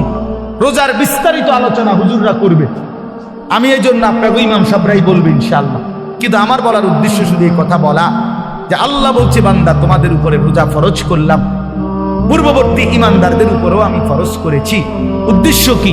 উদ্দেশ্য হলো আল্লাহ বলেন লাআল্লাকুম তাত্তাকুন। ইমানদার একটা মাস তুমি আমার হুকুম পালন করবা, গুনাহ বর্জন করবা, আমার আদেশ পালন করবা। রোজা, নামাজ, ইফতার, সাহারি, 20 রাকাত তারাবি, ভোর রাত্রে কিছুটা তাহাজ্জুদের নামাজ, সেজদা, দোয়া, কান্নাকাটি, জিকির, তেলাওয়াত, যাকাত, ফিতরা, দান, সাদাকা, শবে কদর, রমজানের শেষ দশকের ইতিকাফ, এতগুলো ইবাদত দিয়ে আমি সিজনটা সাজাইছি, রমজানটা সাজাইছি। অতিরিক্ত অনেক কিছু দিছি। ইফতার রমজান উপলক্ষে, সাহারি রমজান উপলক্ষে, 20 রাকাত তারাবি রমজান উপলক্ষে, শবে কদর রমজান উপলক্ষে, শেষ দশকের ইতিকাফ রমজান উপলক্ষে। জান্নাতের দরজা পুরা খুলে দিলাম রমজান উপলক্ষে, জাহান্নামের দরজা বন্ধ করে দিলাম রমজান উপলক্ষে, শয়তানগুলো সব শিকলে বাইন্ধা রাখলাম রমজান উপলক্ষে, এবং একে 70 বানায় দিলাম রমজান উপলক্ষে। এত কিছু দিয়েও যদি তুমি জান্নাত কামাই করতে না পারো, তুমি আসলেই অসীম, তুমি আসলেই অথর্ব, অপদার্থ ছাড়া আর কিচ্ছু। তুমি আসলেই না করো, তুমি আসলেই না করো। এই জন্য নবীজি বলছে যে মুসলমান রমজান পেয়েও কি করতে পারে নাই, গুনাহ মাফ করতে পারে নাই, আখিরাত কামাই করতে পারে নাই, তো জিবরাইল আইসা নবীজিরে বলছে, ইয়া রাসূলুল্লাহ, এমন নাফরমানের উপরে আল্লাহর লানত, আমি জিবরাইলেরও লানত। নবীজি বলছে আমিন, মানে আমিও মেনে নিলাম, যা জিবরাইল, আমি রাসূলেরও লানত। এই জন্য রমজানকে যে কদর করে না, রমজানেও গুনাহ, চুরি, ডাকাতি, ওজনে কম দেয়, সুদ খায়, কিস্তি নেয়, ওই ছেলেরা তোমরা নাচ গান, মোবাইল, ছবি এই নিয়েই পড়ে রইলা, মা বোনরা বেপর্দা পড়ে রইল, মানে যে যেমন আছে এমনই রয়ে গেল। তো তার উপরে আল্লাহর লানত, ফেরেশতার লানত, তোর নবীর লানত, তোর রূপে খোদার গজব, তোর রূপে আল্লাহর লানত। আর এত জনের লানত নিয়ে সুখ কপালে জুটবে না, দুনিয়াতেও আখিরাতে। অতএব দয়া করে আমরা ইনশাআল্লাহ আজকের এই মুবারক মাহফিলে নিয়ত করি যে আমরা এবারের রমজানকে নিজের জীবনে কদর করব ইনশাআল্লাহ। সবাই গুনাহ থেকে পবিত্র হই। ছেলেরা, নওজোয়ান, মোবাইলের অশ্লীলতা ছেড়ে দাও বাবা, গুনাহ ছেড়ে দাও বাপ, এই উলঙ্গ ছবি, নারী, অশ্লীলতা, বেহায়াপনা ছেড়ে দিয়ে 5 ওয়াক্ত নামাজ পড়ো, আল্লাহকে ডাকো বাবা। আগামীর পৃথিবীতে ইনশাআল্লাহ তোমরা দেখো সারা পৃথিবীর হিসাব, সারা পৃথিবীর জরিপ এখন। প্রত্যেক যে আমার আগে বক্তব্য দিলেন আপনি, হ্যাঁ, না না চাচা বক্তব্য দিচ্ছেন না, চাচা কি বললেন কোনটা একটা কথা, আমি তো এনর্জি করতে করতে শুনছি যে এই 70-72 বছর বয়সে এই গ্রামে ছেলেরা যে এরকম একটা ফাউন্ডেশন করে উদ্যোগ নিছে, এটা প্রথম। আপনি বললেন না একটু আগে? আচ্ছা বলেন তাইলে এটার অর্থ কি? অর্থ হলে আমি ব্যক্তিগতভাবে এখন প্রতিদিন গড়ে 3টা-4টা বয়ানে যাই, এরপরও কুলাইতে পারি। তো আমার বলার উদ্দেশ্য হলো, আমি যদি 100টা বয়ান করে থাকি মনে করেন মাহফিল, এর মধ্যে 98টা হবে যুব সমাজের আয়োজন সারা বাংলাদেশ। কথা, গতকালে আমি মহেশখালী ছিলাম, এই যেখানে কক্সবাজার মহেশখালী নাম শুনছেন না, এনে বাংলাদেশের বড় একটা তাপ বিদ্যুৎ কেন্দ্র হইতেছে ওইখানে, ওইখানে মাতার বাড়ি, তো ওইখানে ছিল। তো হাজার হাজার যুবক, হাজার হাজার, তার মানে সারা বাংলাদেশে এরকম নওজোয়ানরা আগাইতেছে আল্লাহর দিকে, কোরআনের দিকে, ইসলামের দিকে। সারা বাংলাদেশে আপনারা এখন চাচারা বলেন, আগে 20 বছর আগে যতগুলো মাদ্রাসা দেখছেন চারিদিকে, এখন গলিতে গলিতে হাঁটলে হাঁটলে চারিদিকে ডানে বামে মাদ্রাসা দেখা যায় না। তো বাড়ছে কিনা? অনেক বাড়ছে, 10 গুণ বাড়ছে, 50 গুণ বাড়ছে। সারা বাংলাদেশে প্রত্যেক বছর, এখন বছরে বারবার বাংলাদেশের ছেলেরা কোরআনের হাফেজ হিসাবে সারা বিশ্বের আন্তর্জাতিক প্রতিযোগিতা 70 দেশ, 100 দেশের সাথে 1 নম্বর 2 নম্বর হয়ে থাকে বাংলাদেশের ছেলেরা। তার মানে বোঝা গেল যে আলহামদুলিল্লাহ যুব সমাজ, নওজোয়ানরা যেভাবে ইসলামের দিকে আগাইতেছে, আগামীর পৃথিবীতে এই নওজোয়ানরাই কালেমার পতাকা উড়াবে ইনশাআল্লাহ। হ্যাঁ হ্যাঁ, ইসলামের পতাকা উড়বে, বিজয়ের পতাকা উড়বে ইনশাআল্লাহ। তখন তোমরা যেই ছেলেরা নামাজি হবা, চরিত্রবান হবা, ইনশাআল্লাহ মনে রাখো তোমাদের হাতেই ইমানের পতাকা উঠবে। কোন বাটপার, নারী, লুবি, চরিত্রহীন, লম্পট, বেনামাজি, অসভ্য তোমারে দিয়া মনে করো আগামীর পৃথিবীর কোনো কাজ হবে না, কেউ তোমারে নিবে না। আমি বলব, এই জন্য চরিত্র হেফাজত করো, আখলাক হেফাজত করো। আমি দোয়া করলাম এই সুন্দর ফাউন্ডেশন, আমাদের যেই কোনো পরামর্শ দরকার, শুধু ঘন ঘন মাহফিল না চাইলে, আমার মাদ্রাসায় যাইবা, অসুবিধা নাই। প্রতি মাসের 2য় শনিবার আমাদের মাদ্রাসায় মাসিক ইসলাহি মাহফিল হয়। এই যে ফেব্রুয়ারি মাসের 8 তারিখ 2য় শনিবার হবে ইনশাআল্লাহ। আপনারা নওজোয়ানরা, ছেলেরা তোমরা যাইও, বয়ান শুনতে যাও, দেখা হোক। কোনো পরামর্শ দরকার হইলে আমরা পরামর্শ দেব ইনশাআল্লাহ। কিন্তু ইনশাআল্লাহ আমার আশা এটা, আমরা বিশ্বাস করি আগামীর পৃথিবী যুবকরাই, নওজোয়ানরাই কালেমার পতাকা উড়াবে ইনশাআল্লাহ। অতএব আমরা যেন কেউ নষ্ট না হই, চরিত্রহীন না হই, চরিত্রহীন না হই। আল্লাহ আমাদেরকে তৌফিক দেন, কবুল করেন। আজকের এই মোবারক মাহফিলকে আল্লাহ তাআলা ভরপুর বরকত দান করেন। আর কিছু? আলহামদুলিল্লাহ রাব্বিল আলামিন। আল্লাহুম্মা আনতাস সালাম ওয়া মিনকাস সালাম, তাবারাকতা। হযরত ওমর রাদিয়াল্লাহু তাআলা আনহু, তিনি যত জায়গায় মুসলিম গভর্নর পাঠাইতেন ওনার শাসন আমল, তখন এই মুসলিম গভর্নর মানে এখনকার ডিসি যেমন এরকম মানে, তো ওনাদের কাছে বলতেন যে তোমরা যে অঞ্চলে যাচ্ছ ওই অঞ্চলের ইমানদার মুসলমানদেরকে বলবে যে তারা যেন তাদের নারীদেরকে, মহিলাদেরকে সূরা নূর শিখায়। আল্লিমু নিসাআকুম সূরাতান নূর, তোমরা তোমাদের নারীদেরকে সূরা নূর শিখায়ো। কারণ নারীদের পর্দা, নারীদের সতীত্ব এবং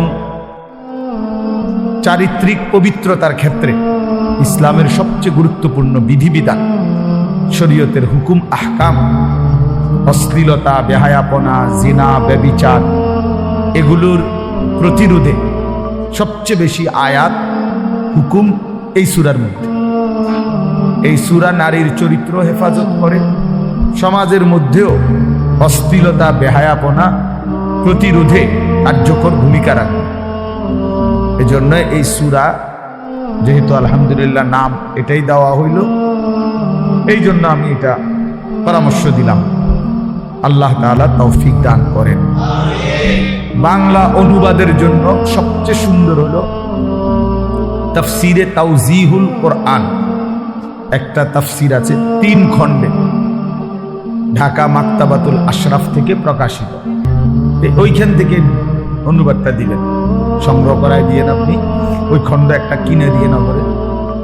ওইটার অনুবাদ বাংলা ভাষায় বর্তমানে সবচেয়ে সুন্দর, মজাদার এবং সাবলীল, সহজ, খুব অল্প কথায় বুঝার, এবং ওইটার সাথে প্রাসঙ্গিক ছোট্ট ছোট্ট কিছু টিকা, ব্যাখ্যা ওই তাফসিরটার মধ্যে আছে। এবং ওইটার লেখক হলেন সারা পৃথিবী বিখ্যাত, বর্তমান সময়ের সারা বিশ্ববিখ্যাত একজন আলেম দ্বীন, পাকিস্তানের আল্লামা তাকি উসমানী দামাত বারাকাতুহুল আলিয়া।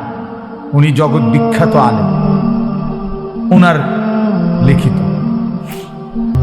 আল্লাহ তাআলা আমাদেরকে তৌফিক দান করেন। মোবাইলের ব্যাপারে বললাম, অর্থ হইল যে আসলে প্রত্যেকেই যদি একটা একটা মোবাইল হাতে ধরে রাখো ভাই, তাহলে মনোযোগ দিয়ে শুনবে কে? সবাই যদি আমরা অন্যেরকে নিয়ে যে আমি অন্য করে শুনাম, অন্যদেরকে আমি সংশোধন করবো, তো তুমি ভালো হইবা কোন দিন? তোমার পরিবর্তন হবে কোন দিন? প্রত্যেকেই যদি অন্যকে নিয়ে ফিকির করি, ঠিক আছে, কিন্তু নিজের ফিকির করবো কখন? অথচ কোরআনুল কারীমের মধ্যে মানবতার সংশোধনের ক্ষেত্রে প্রথম নির্দেশ নিজের সংশোধন। কোরআনুল কারীমের মধ্যে আল্লাহ তাআলা বলছেন সর্বপ্রথম নিজের সংশোধনের দিকে শতভাগ নজর দিতে। ইয়া আইয়ুহাল্লাযীনা আমানু কু আনফুসাকুম ওয়া আহলিকুম নার। আল্লাহ তাআলা বলেন, হে ঈমানদারগণ, তোমরা প্রত্যেকেই নিজেকে বাঁচাও এবং তোমাদের পরিবারের সদস্যদেরকে বাঁচাও নারান, জাহান্নামের আগুন থেকে।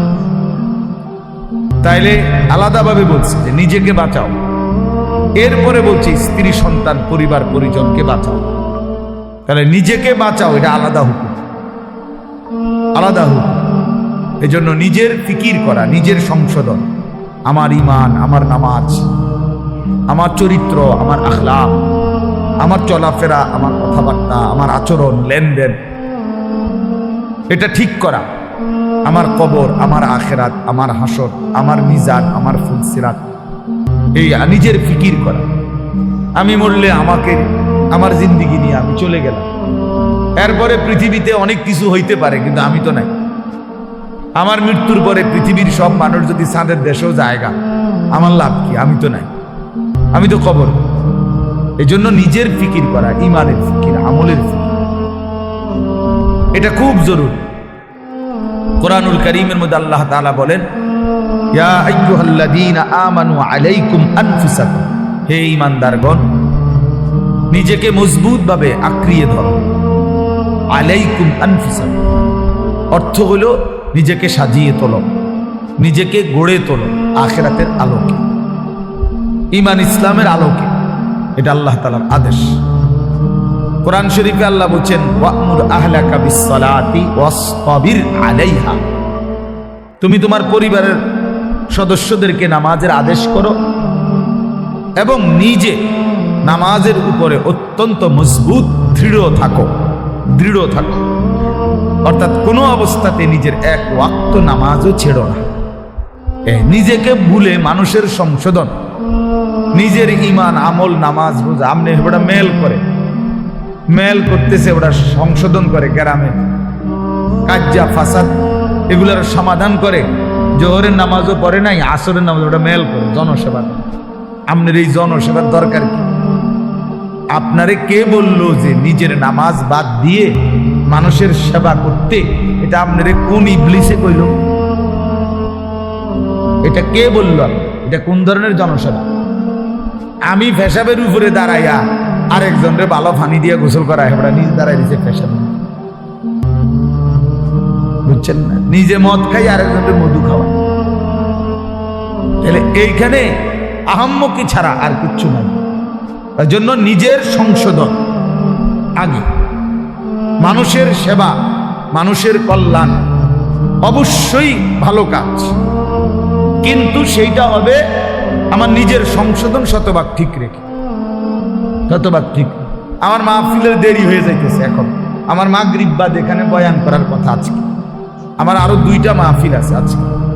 এখন আমি চিন্তা করলাম যে ধরে আমার ওয়াজ যেহেতু ক্ষতি না হয়, মাগরিবের নামাজ বাদ দিয়ে লাই, টানা আইসা পড়ি। তাহলে আপনারা যে সময় মাগরিব পড়তেছিলেন তখন তো আমি যদি টানা আইসা পড়তাম, তাহলে এই আধা ঘন্টা টাইম ফাঁকি দেওয়া, যে সময় আপনারা নামাজ পড়ছেন, সুন্নত পড়ছেন, তো আমি তো আইতে পারতাম।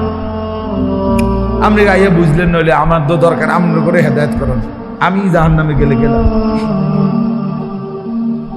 ঠিক না? এটাই তো বুদ্ধিমানের কথা নাকি না? আমি ঠিক এই সাফিতলা বা জামাত নামাজ পড়ে তারপরে আসছি, কথা বুঝছেন কি? এই তাহলে এটা হলো বুঝার হিসাব যে আমার নামাজ বাদ দিয়ে বুঝি আমি আপনার মাহফিল ধরতে যাবো। কেন 10 মিনিট দেরি হলে কি হবে? আধা ঘন্টা দেরি হয়েছে, 8 পিস হয়েছে, খালাস। এই জন্য বললাম নিজের সংশোধনের ফিকির, কিশোর, নওজোয়ান, বয়স্ক সবার মধ্যে বাবা এটা দরকার। এই জন্য আমরা যে মোবাইল সবাই মিলে ব্যস্ত, অন্যকে শোনাবো, অন্যকে দেখাবো, তো নিজের পরিবর্তন হবে কখন? এই জন্য এতে নিজের পরিবর্তন হয় না। মোবাইল হাতে ধরে রাখলে মনোযোগ হয় না, দিল জমে না, কথার মধ্যে আগ্রহ তৈরি হয় না, নিজের অন্তরে কোনো বিবেচনা, বিবেক, দিল জাগে না, প্রেরণা আসে না। এক তো হইল হুজুর আসছে, ওনারে চিনি, ওনা এখন অনেক লোকে হয়তো ওনার বয়ান শুনে আমিও আসছি, হ্যাঁ, উড়াউড়ি করে, দৌড়াদৌড়ি করে, দফাদফি করে আসলাম, দেখলাম, হুড় করে আবার চলে গেলাম, খালাস। এইটা তো কোনো জিন্দিগি না বাপ। এই জনপ্রিয়তা দিয়েই হবে কি? আর এই আসা যাওয়ার দ্বারা হবে কি? মানুষ জমলো 10 লাখ, মানুষ জমলো 10,000, কিন্তু যার মতো, আমি আমার মতো, উনি উনার মতো, প্রত্যেকেই আগের মতো, তো লাভ হইল কি? বললো কারে, শুনলো কারে, আয়োজন করলো কার জন্য? তাই ইনসাফের কথা বলেন।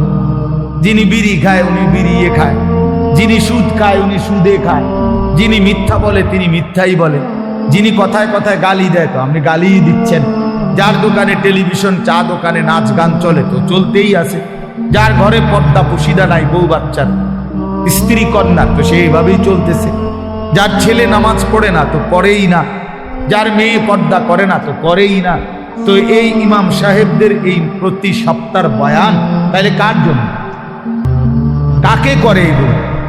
এই কোরআন আল্লাহ তাআলা তাইলে কার জন্য নাজিল করলেন? তাদের দেশের মানুষের জন্য?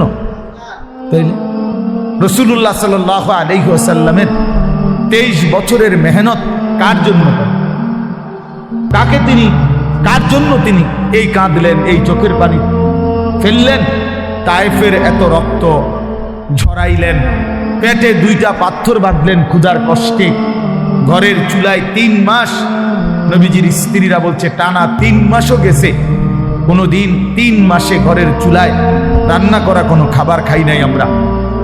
তো এইভাবে রাত দিন ক্ষুধার্ত, রক্তাক্ত, চোখের পানি, এইভাবে নবীজি কষ্ট দিবানিশি করে মাকসাদ, উদ্দেশ্য কি ছিল? তাই নবীজির নাম ব্যবহার করে আমরা কিছু জিলাপি খাবো, খিচুড়ি খাবো, বিরিয়ানি খাবো, খালাস। এই তো 23 বছর নবীজির মেহনতের খোলাসা, মানে লক্ষ্য উদ্দেশ্য, ঠিক না? তাইলে ইনসাফ কি বলে, বিবেক কি বলে?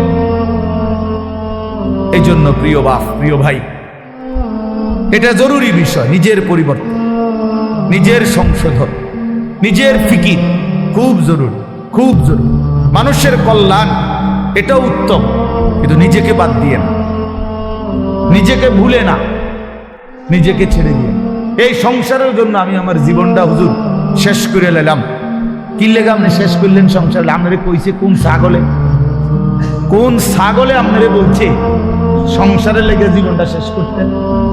এটা কোথায়? কোরআন শরীফের কোন আয়াতে লিখছে আল্লাহ যে হে ইমানদার, জিফুতের ভাত তরকারির লেগে জীবনটা শেষ করে দাও, নামাজ রোজা ওযু গোসল হালাল হারাম কিচ্ছুর দরকার নাই, বাসা বাসির শুধু পয়সা কামাই করবা, আর জিফুতের শুধু ভাত খাওয়াইবা, বিল্ডিং করবা, দোহান করবা, যেমনে পারো সুদে পারো, কিস্তিতে পারো, ফুদ বিদেশ পাঠাইবা, মাইয়ারে সুদে টাকা লইয়া পারো, কিস্তিতে টাকা নিয়ে পারো, মেয়েরে বিয়া দিয়া দিবা, বাইত যেভাবে পারো মরের আগে আগে জিফুতের বিল্ডিং জমি ঠিক করে দিয়া যাইবা। এই কথা আপনারে কে বলছে? কোন ইবলিসে বলছে? কোন শয়তানে বলল? বলেন, ইনসাফ করে বলেন, কোরআনের কোন আয়াত যে আল্লাহর বান্দা তুমি ওযু নামাজ হালাল হারাম পাক নাফাক জায়েজ না জায়েজ বাদ দিয়ে শুধু কামাই করো আর জিফুত পালো? হ্যাঁ, বলে সুন্দর সুন্দর কথা বলেন অনেকে, এই সংসারে লেগে জীবনটা হুজুর শেষ করলেন। কিল্লা শেষ করছে? কে বলছে? আল্লাহ তাআলা কুরআনুল কারীমের মধ্যে বলছেন ওয়া'মুর আহলাকা বিস-সালাহ, পরিবারের সদস্যদেরকে নামাজের আদেশ করো।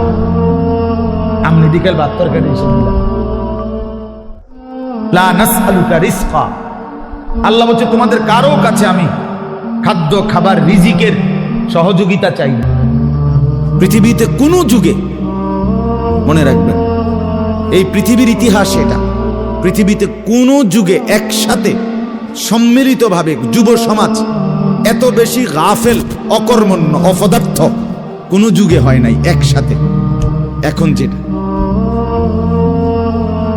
আগে একটা সমাজে, একটা এলাকায় বখাটে দুশ্চরিত্র একজন ছিল, দুইজন ছিল, চিহ্নিত, কথা বোঝেন নাই, চিহ্নিত হয় তারে মানুষে চিনত, তেসু গ্রামে চুক্তি হয়তো একজন তে একটু খারাপ, তার লগে মিশ্র না।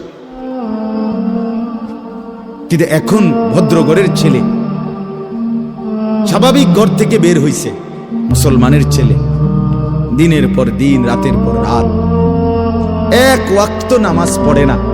এতে মা বাবারও কোনো আফসোস নাই, এলাকাবাসীরও কোনো আফসোস নাই, পাড়া মহল্লার সর্দার মাতব্বর কারো কোনো আফসোস নাই, কারো মুখে এই নিয়ে কোনো আলোচনা নাই যে কি আমগো এলাকার যে ফুলাফাইন্ডি এগুলা যে কোনো নামাজই পড়ে না, আমগোর সামনে দুষ্টামি করে, হাঁটাহাঁটি করে, আমরা কি এটা বলতে পারি না?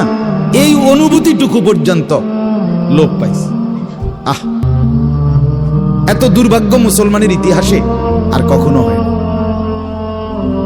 বেনামাজি আগেও ছিল, কথা বোঝেন নাই, বেনামাজি আগেও ছিল, এতটা গাফেল আগে ছিল, মা বাপ এত অসচেতন আগে ছিল।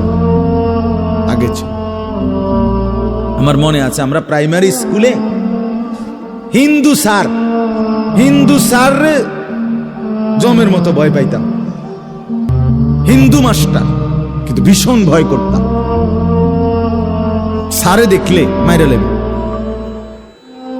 এতটা ছিল একটা সময়।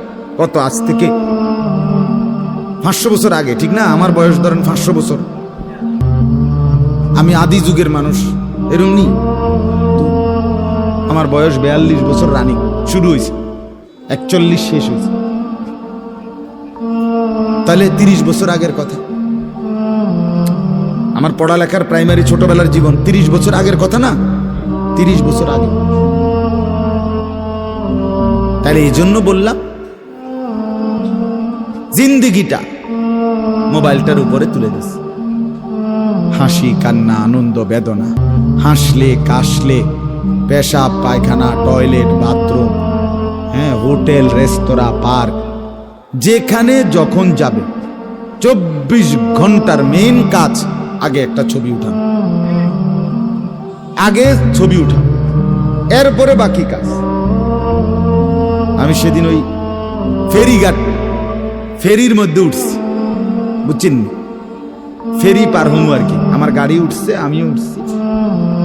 তো দেখলাম যে মোটরসাইকেল দিয়ে এক ছেলে ফেরিতে, মোটরসাইকেলটা নিয়ে উঠছে ফেরিতে, ওইটা মাত্র এক পাশে এটারে ব্রেক করে থুইয়া মানে 1 মিনিট দেরি হয়েছে না, আগে এটার পাশে দাঁড়াইয়া একটা ছবি উঠাইছে, আগে উঠাইয়া চুল টুল ঠিক করে ছবিটা 2-3টা পোস্টে উঠাইয়া এরপরে হেঁটে চারিদিকে চাইছে যে আগে মানুষ আসেনি আরো, না আমি শুধু ফেরি।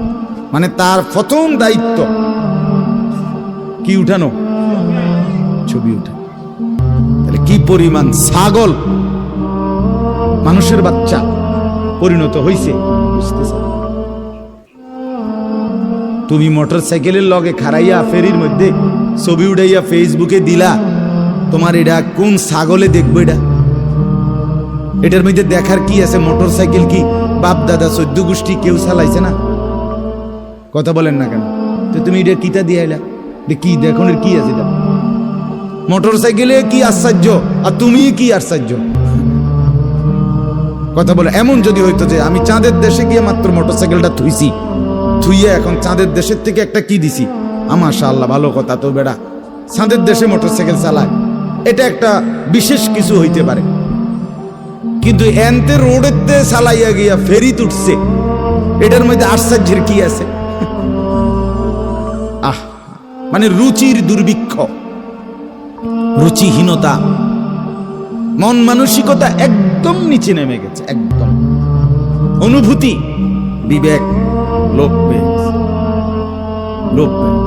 মা বোনদের বেহায়াপনা চূড়ান্ত সীমায় নেমে গেছে। মহিলারা, পুরুষ সামনে দোনো পাশে ডানে বামে হাঁটতে, উঠতে, লড়তে, দৌড়তে কোনো লজ্জাবোধ করে না। কি বেড়ার গাত লাগে না, বেড়িতের গাত লাগে না, অটোর গাত লাগে না, সিএনজির গাত, এত সময় নাই। বুড়ি ব্যস্ত, বাজার, মার্কেটিং, দোকান, কেনাকাটা। আফসোসের মানে এটাই বললাম আর কি, একসাথে সবাই, অধিকাংশ, বেশিরভাগ অধপতন একসাথে মুসলমানের সমাজে 1450 বছরে আর কখনো এতটা ছিল, অল্প অল্প ছিল, অল্প অল্প, 1জন 2জন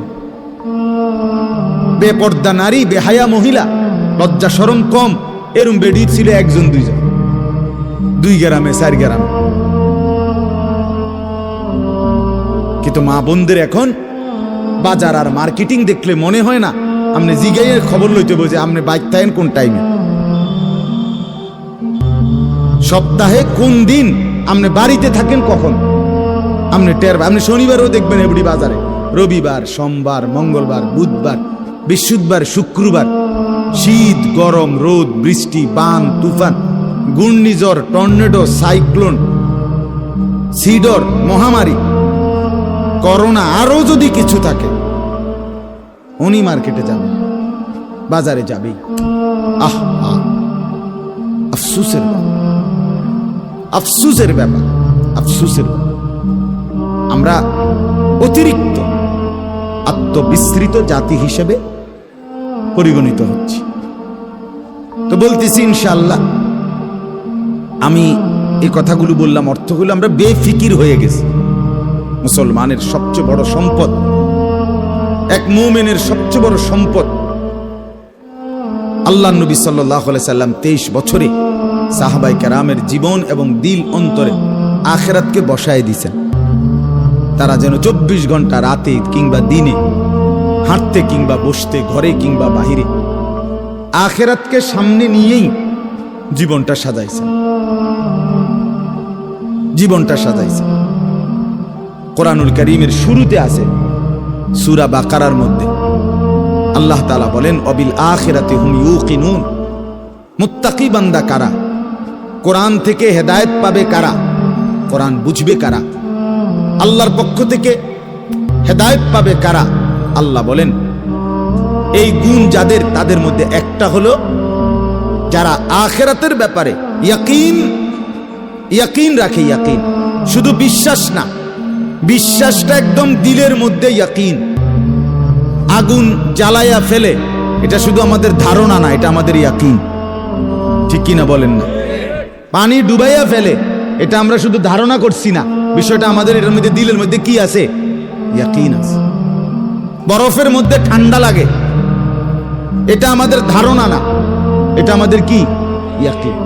তার চাইতে বেশি ইয়াকিন আল্লাহ বলে যার অন্তরের মধ্যে আখিরাতের ব্যাপারে, সে মুত্তাকি, সে আমি আল্লাহর পক্ষ থেকে হেদায়েত প্রাপ্ত, সেই সফল, সেই জান্নাতি। ইয়াকিন পর্যায়ে থাকতে মানে এক সেকেন্ড আমি যদি দুঃখে পড়তে পড়তে পড়তে জীবনের কোনো চাওয়া পাওয়া পূরণ নাও হয়, কিচ্ছু জীবনের আশা, কত সময় কত কিছু চাইছি, কিছুই পূর্ণ হলো না, খোদার কসম তবুও বিশ্বাস করতে হবে আল্লাহই সত্য, আখিরাতই সত্য।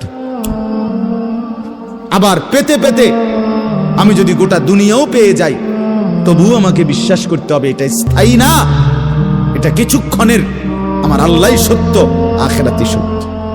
যার কারণে সাহাবায়ে কেরামের মধ্যে যারা প্রচন্ড গরিব ছিলেন, ওনারাও শতভাগ বন্দিগি করছেন। সাহাবায়ে কেরামের মধ্যে যারা ভীষণ ধনী ছিলেন, তারাও শতভাগ বন্দিগি করছেন। হযরত ওসমান রাদিয়াল্লাহু তাআলা আনহু ধনী ছিলেন। হযরত আব্দুর রহমান ইবনে আউফ রাদিয়াল্লাহু তাআলা আনহু অনেক বড় ধনী ছিলেন। 100 উট ওই জামানায়, নবীজির জামানায়, নবীজির ইন্তেকালের পরে এক সালানে 100 উট বোঝাই মাল হযরত আব্দুর রহমান ইবনে আউফের মদিনার বাজারে সালান ঢুকতো, পাইকারি মাল আসতো 100 উটে করে। সেই যুগে, আজ থেকে 1300 বছর 1400 বছর আগে, আপনি বলেন তো কি পরিমাণ ধনী ছিলেন তিনি। একদিন শুধু হযরত আয়েশা রাদিয়াল্লাহু তাআলা আনহা, নবীজির স্ত্রী, বলছিলেন, আব্দুর রহমান, তোমার এই বিপুল মাল, এগুলার হিসাব দিতে দিতে তুমি তো হাসরের ময়দানে ফুলসিরাত পার হতে গিয়া তোমার কোমর বাঁকা হয়ে যাবে। আমরা কিতাবে পড়ছি সাহাবী আব্দুর রহমান ইবনে আউফ, ওনার উট 100 উটের মাল মদিনার বাজারে পাইকারি চালান নামাইতেছিল। তখন উনি এই সময় শুনছে এই কথাটা, ওনার কানে আসছে। সাথে সাথে সবাইকে ডেকে বলছে, ব্যবসায়ীদেরকে, বাজারের লোকদেরকে, তোমরা সবাই সাক্ষী থাকো, আমি আব্দুর রহমান আল্লাহকে কসম করে সাক্ষী রেখে বললাম, এই 100 উট বোঝাই মাল সহ আমি আল্লাহর রাস্তায় সদকা করে দিই, বিনিময়ে তবুও আমি কিয়ামতের দিন আখিরাতে ফুলসিরাত বাঁকা হয়ে পার হইতে চাই না, সোজা হইয়া পার হইতে চাই। আখিরাত হারাইতে চাই না, পরকাল হারাইতে চাই না। দুনিয়া হারাই ফেললাম, দুনিয়া হারিয়ে ফেললাম। দুনিয়ায় কোনো লস নাই, কারণ দুনিয়া পুরাটাই লস। আলগা লস আবার কি থাকে?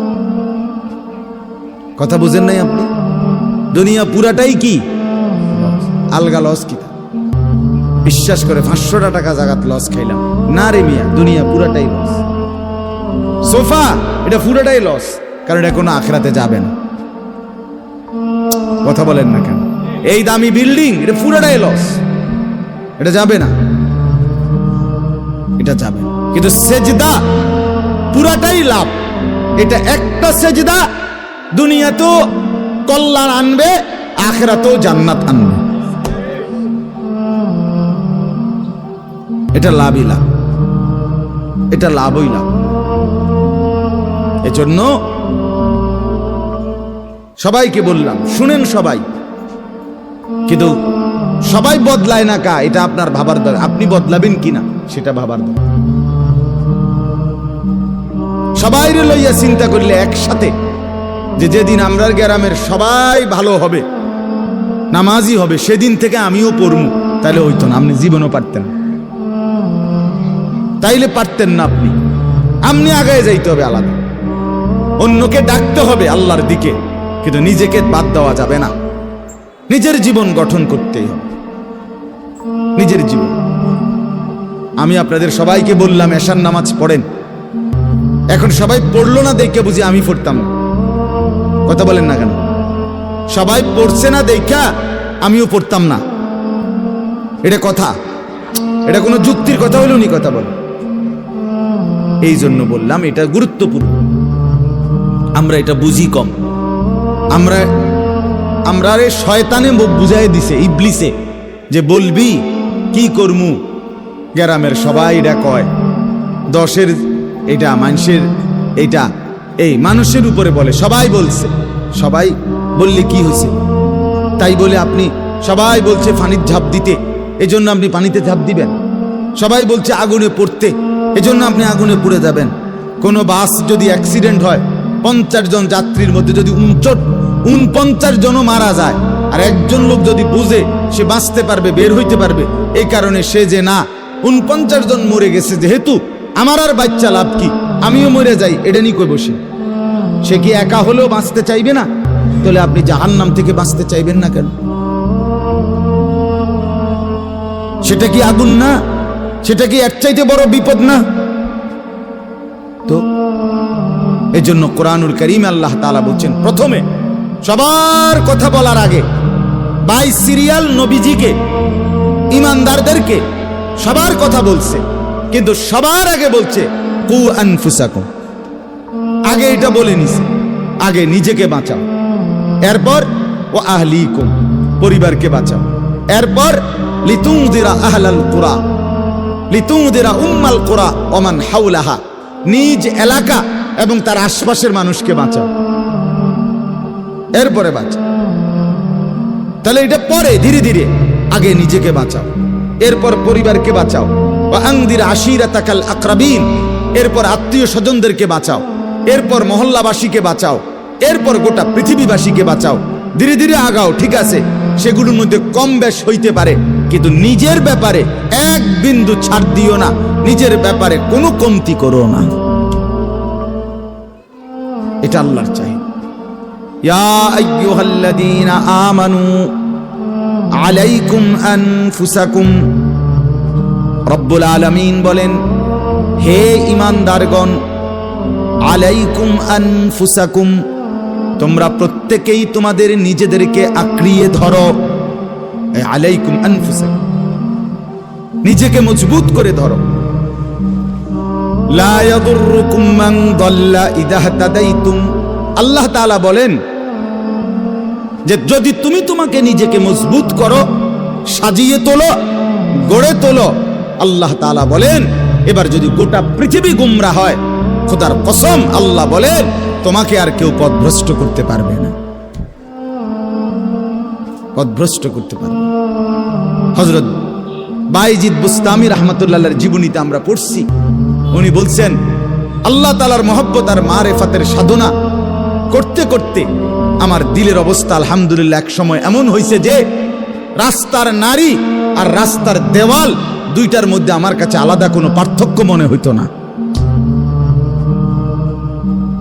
আমাদের পাকিস্তানের বিশ্ববিখ্যাত দাঈ, দাওয়াত ও তাবলীগের মুরব্বী হযরত মাওলানা তারেক জামিল সাহেব দামাত বারাকাতুহুম বলেন, দীর্ঘ 25 বছর টানা পৃথিবীর কত দেশের আমি ঘুরছি, উনি সারা বিশ্ব ঘুরে প্রমাণ বয়ান করেন, কয় যে এই 25 বছরের ভিতরে আমি আল্লাহকে সাক্ষী রেখে বলতে পারি, একবারের জন্য আমার চোখ কোনো ভিন নারীর দিকে ইচ্ছা করে আমি তুলিনি।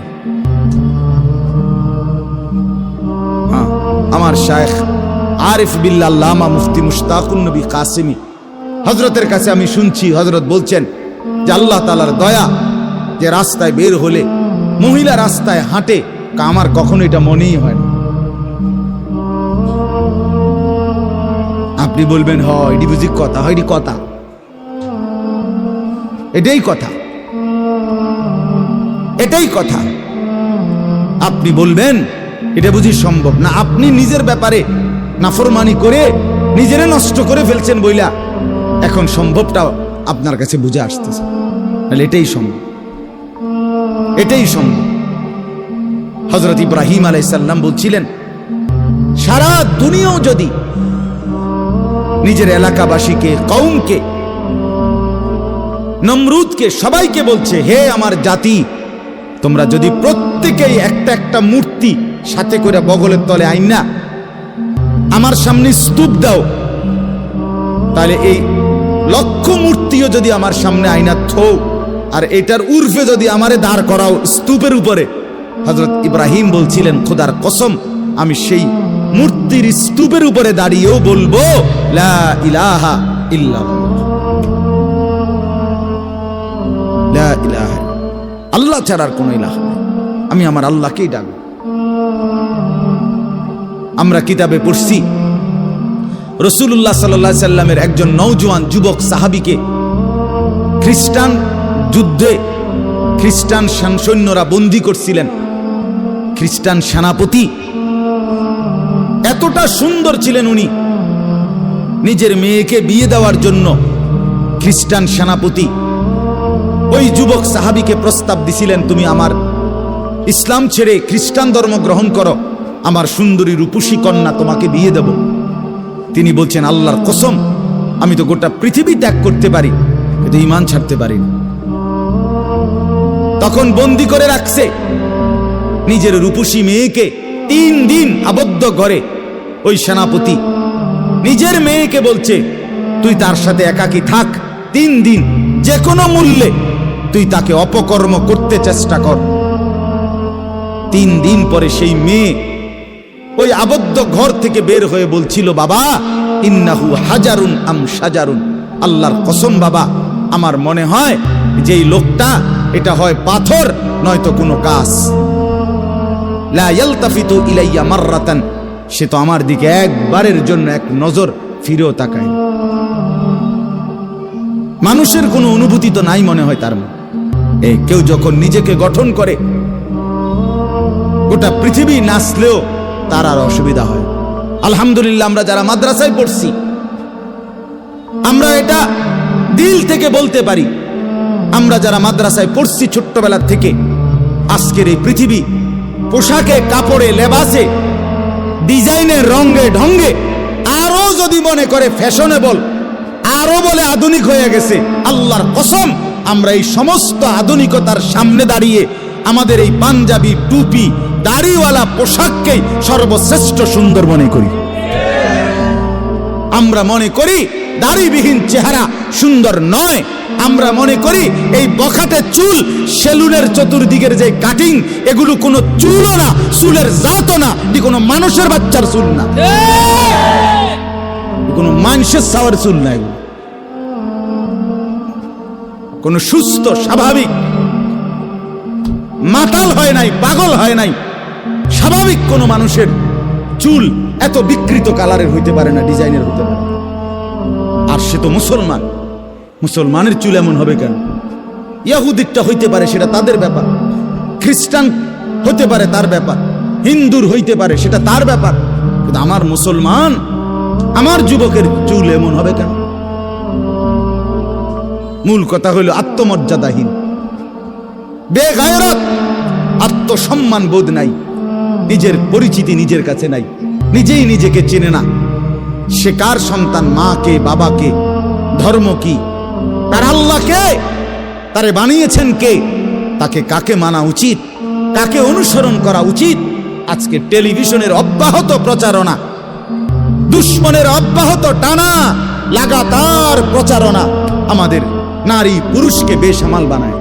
সবাই মিলে পাগল যে কাফেরের মতো সাজো, দুশ্মনের মতো সাজো, ইহুদির রঙই রং, খ্রিস্টানের সাজে সাজ, কাফের বেঈমান নাস্তিক মুরতাদ তাদের রং ঢং, তাদের চুল, তাদের লেবাস, তাদের জামা, তাদের শাড়ি, তাদের গহনা, তাদের প্যান্ট, তাদের লেবাস, তাদের পোশাক, এটাই সৌন্দর্য, এটাই আকর্ষণীয়। এটা হলো মূলত রুচিহীনতা, বিকৃত মানসিকতা, আত্মসম্মান বোধ, আত্মপরিচয়হীন ব্যক্তির পরিচয়। যে নিজেকে চিনে না, যে জানে না আমি চিনি আলহামদুলিল্লাহ, আমার আল্লাহ আছে, আমার একজন রসুল আছে, আমার একটা কিতাব আছে, আমার একটা ধর্ম আছে, আমি কেন অন্যের পোশাক পরব, আমি কেন অন্যের রঙে সাজবো? আমি কি ফকির? কথা বলেন না কেন? আমি ফকির নাকি বেটা? আমি তোরটা মতো মানবো কেন? আমার আল্লাহ আছে না, আমার রসুল আছে না, আমার লক্ষ চাইতে বেশি সাহাবী আছে না, আমার আউলিয়ায়ে কেরাম আছে না, ওলামায়ে কেরাম আছে না। তাইলে এজন্য দয়া করে প্রত্যেকে ফিকির করেন, আত্ম উপলব্ধি বড় নিয়ামত, বড় নিয়ামত। নিজেকে চিনা, নিজের বুঝ বুঝা, দুনিয়ার ব্যাপারে বুঝেন, আরো দেখেন, আরো ভাবেন, একজন একজন করে ভাবেন। দুনিয়া আরো যদি সাজান, খোদার কসম ক্ষণিকের ক্ষণিকের ক্ষণিকের অল্প সময়ের দুনিয়া চমৎকার সাজাইয়াও তৃপ্ত হইতে পারবেন না, তৃপ্ত হইতে পারবেন।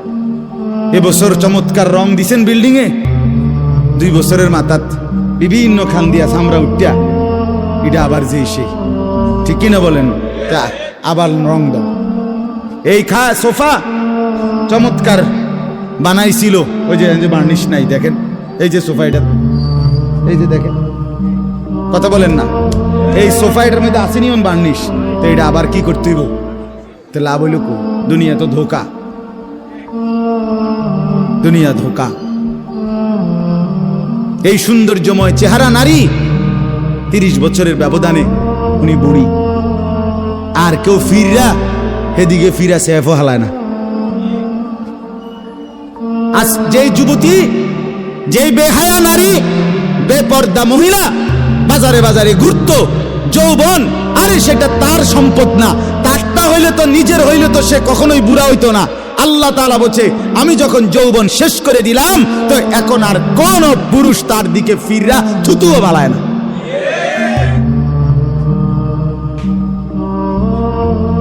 থুতুও ফেলে না। হায়াতের প্রত্যেক মুহূর্ত আল্লাহর দান।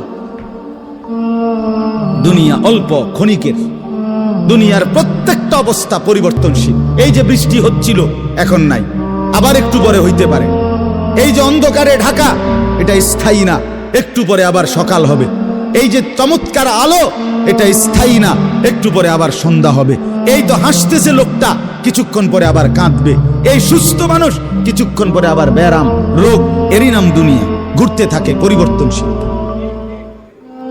স্থায়ী না। অল্প সময়, অল্প সময় দুনিয়া, অল্প কিছুক্ষণের।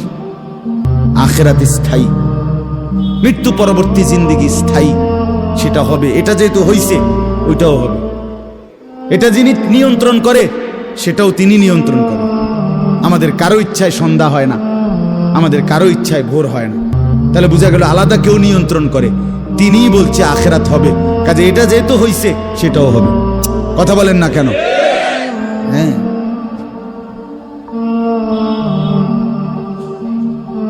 বলে বাসর রাত যত আকর্ষণীয় রাতই হোক, ভোর হয়ে যায়। জেলখানার রাত, ফাঁসির রাত যত মুসিবতেরই হোক, ভোর হয়ে যায়। দুনিয়া এক অবস্থায় থাকে না, এক হালাতে থাকে না বাপ। এজন্য ছেলেদেরকেও বলি, বাপ জিন্দেগি সুন্দর করো। তোমার এই হাসি থাকবে, তোমার এই সুস্থ সুন্দর সুঠাম দেহ থাকবে। আমি কালকেও আমার শায়েখ আরিফ বিল্লাহ হাকিমুন নফস আল্লামা মুফতি মুশতাকুন নবী কাসিম হুজুর গতকালকে পাবনা গেছেন। তো আমি এর আগে আমি গেছি, হুজুরকে বলছিলাম আমি আপনার মাহফিলেও বলছি, আমি পাবনা মানসিক হাসপাতালেই গত মাসে দেখছিলাম বয়ানের পরে, ওই যে বাংলাদেশের সবচেয়ে বড় মেন্টাল হসপিটাল যেটা পাবনা না, এটা ওটা আমি দেখছি ভিতরে ঢুকে, আসর থেকে মাগরিব লম্বা টাইম ওয়ার্ডে ঘুরে ঘুরে আমারে দেখাইছে। তা আমি যদি 500 পাগল দেখে থাকি, তার মধ্যে 490 জন হইল জোয়ান, 490 না 495 জন হইল যুবক। বুড়া দেখছি না 2 জন বা 3 জন, বুঝছেন? সব যুবক। হ্যাঁ, এজন্য বাপ যে মাদকাসক্ত পুনর্বাসন কেন্দ্র, যেগুলোর মধ্যে ড্রাগে যারা মাদকে আসক্ত হয়, যাদেরকে চিকিৎসা দেয়, এগুলোর মধ্যে ঘুরে দেখে আসো। সব কি 90 বছরের বুড়া? কথা বলেন না কেন? সব যুবক, সব যুবক। যেখানে সবচেয়ে অত্যাধুনিক বাড়ি, দালান, বিল্ডিং বেশি, সবচেয়ে সম্পদশালী বেশি, আপনি সেই রকম প্রত্যেকটা শহরে প্রতিটা জায়গায় দেখবেন ওই জায়গায় সবচেয়ে দামি ভিআইপি এলাকা যেখানে, ওইখানে মাদকাসক্ত পুনর্বাসন কেন্দ্র বেশি। আমি নিজে দেখে আইছি, আমাদের কুমিল্লাতেও সবচেয়ে গুরুত্বপূর্ণ, সবচেয়ে বেশি এলিটরা যে জায়গায় থাকে, আমি নিজে ওইখানে বয়ানে যতবারই গেছি, যে দিক দিয়ে তাকাই দেখি মাদকাসক্ত পুনর্বাসন কেন্দ্র বেশি। ধনির দুলাল, সোনার চামচ মুখে দিয়ে যে জন্ম নিছে, রাজপ্রাসাদার অট্টালিকায় যে চোখ মেলছে, আহা, সম্পদ আর প্রাচুর্য কিছুরই অভাব ছিল না, কিন্তু আখলাক আর চরিত্র নষ্ট করে, মদে আসক্ত হয়ে, নেশায় আসক্ত হয়ে জিন্দেগি শেষ করে দিছে, শেষ করে দিছে। রাসূলুল্লাহ সাল্লাল্লাহু আলাইহি সাল্লাম বলছেন, মান শারিবাল খামর, যে মদ খায়, নেশা করে, তার 1 নাম্বার লানত হইল তারাকাস সালাহ, সে নামাজ ছেড়ে দেয়। 2 নাম্বার লানত জঘন্য, নবীজি বলছে, আহা, বলতেও লজ্জা, নবীজি বলছে মাদকাসক্ত যে, তার পরিণতি হলো সে খুব দ্রুত গতিতে, অচিরেই, অল্প সময়ের ভেতরেই সে সবচেয়ে ঘনিষ্ঠ আপনজন, তাদের সাথে আপনজন নারী, তাদের সাথে জিনা আর ব্যভিচার করতে উদ্যত হয়। সে আপনজনের গায়ে ছবল দেয়।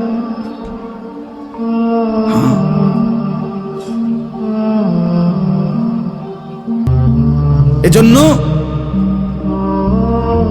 জিন্দেগি গঠন করা, দুনিয়া নিয়া খুব বেশি মাতামাতি চলতেছে, খুব বেশি দুনিয়া সাজাইতেছে সবাই। সুন্দর গাড়ি, সুন্দর বাড়ি, সুন্দর পার্ক, সুন্দর হোটেল, সুন্দর রেস্তোরাঁ, সবার চেষ্টা দুনিয়া লোভনীয় করা।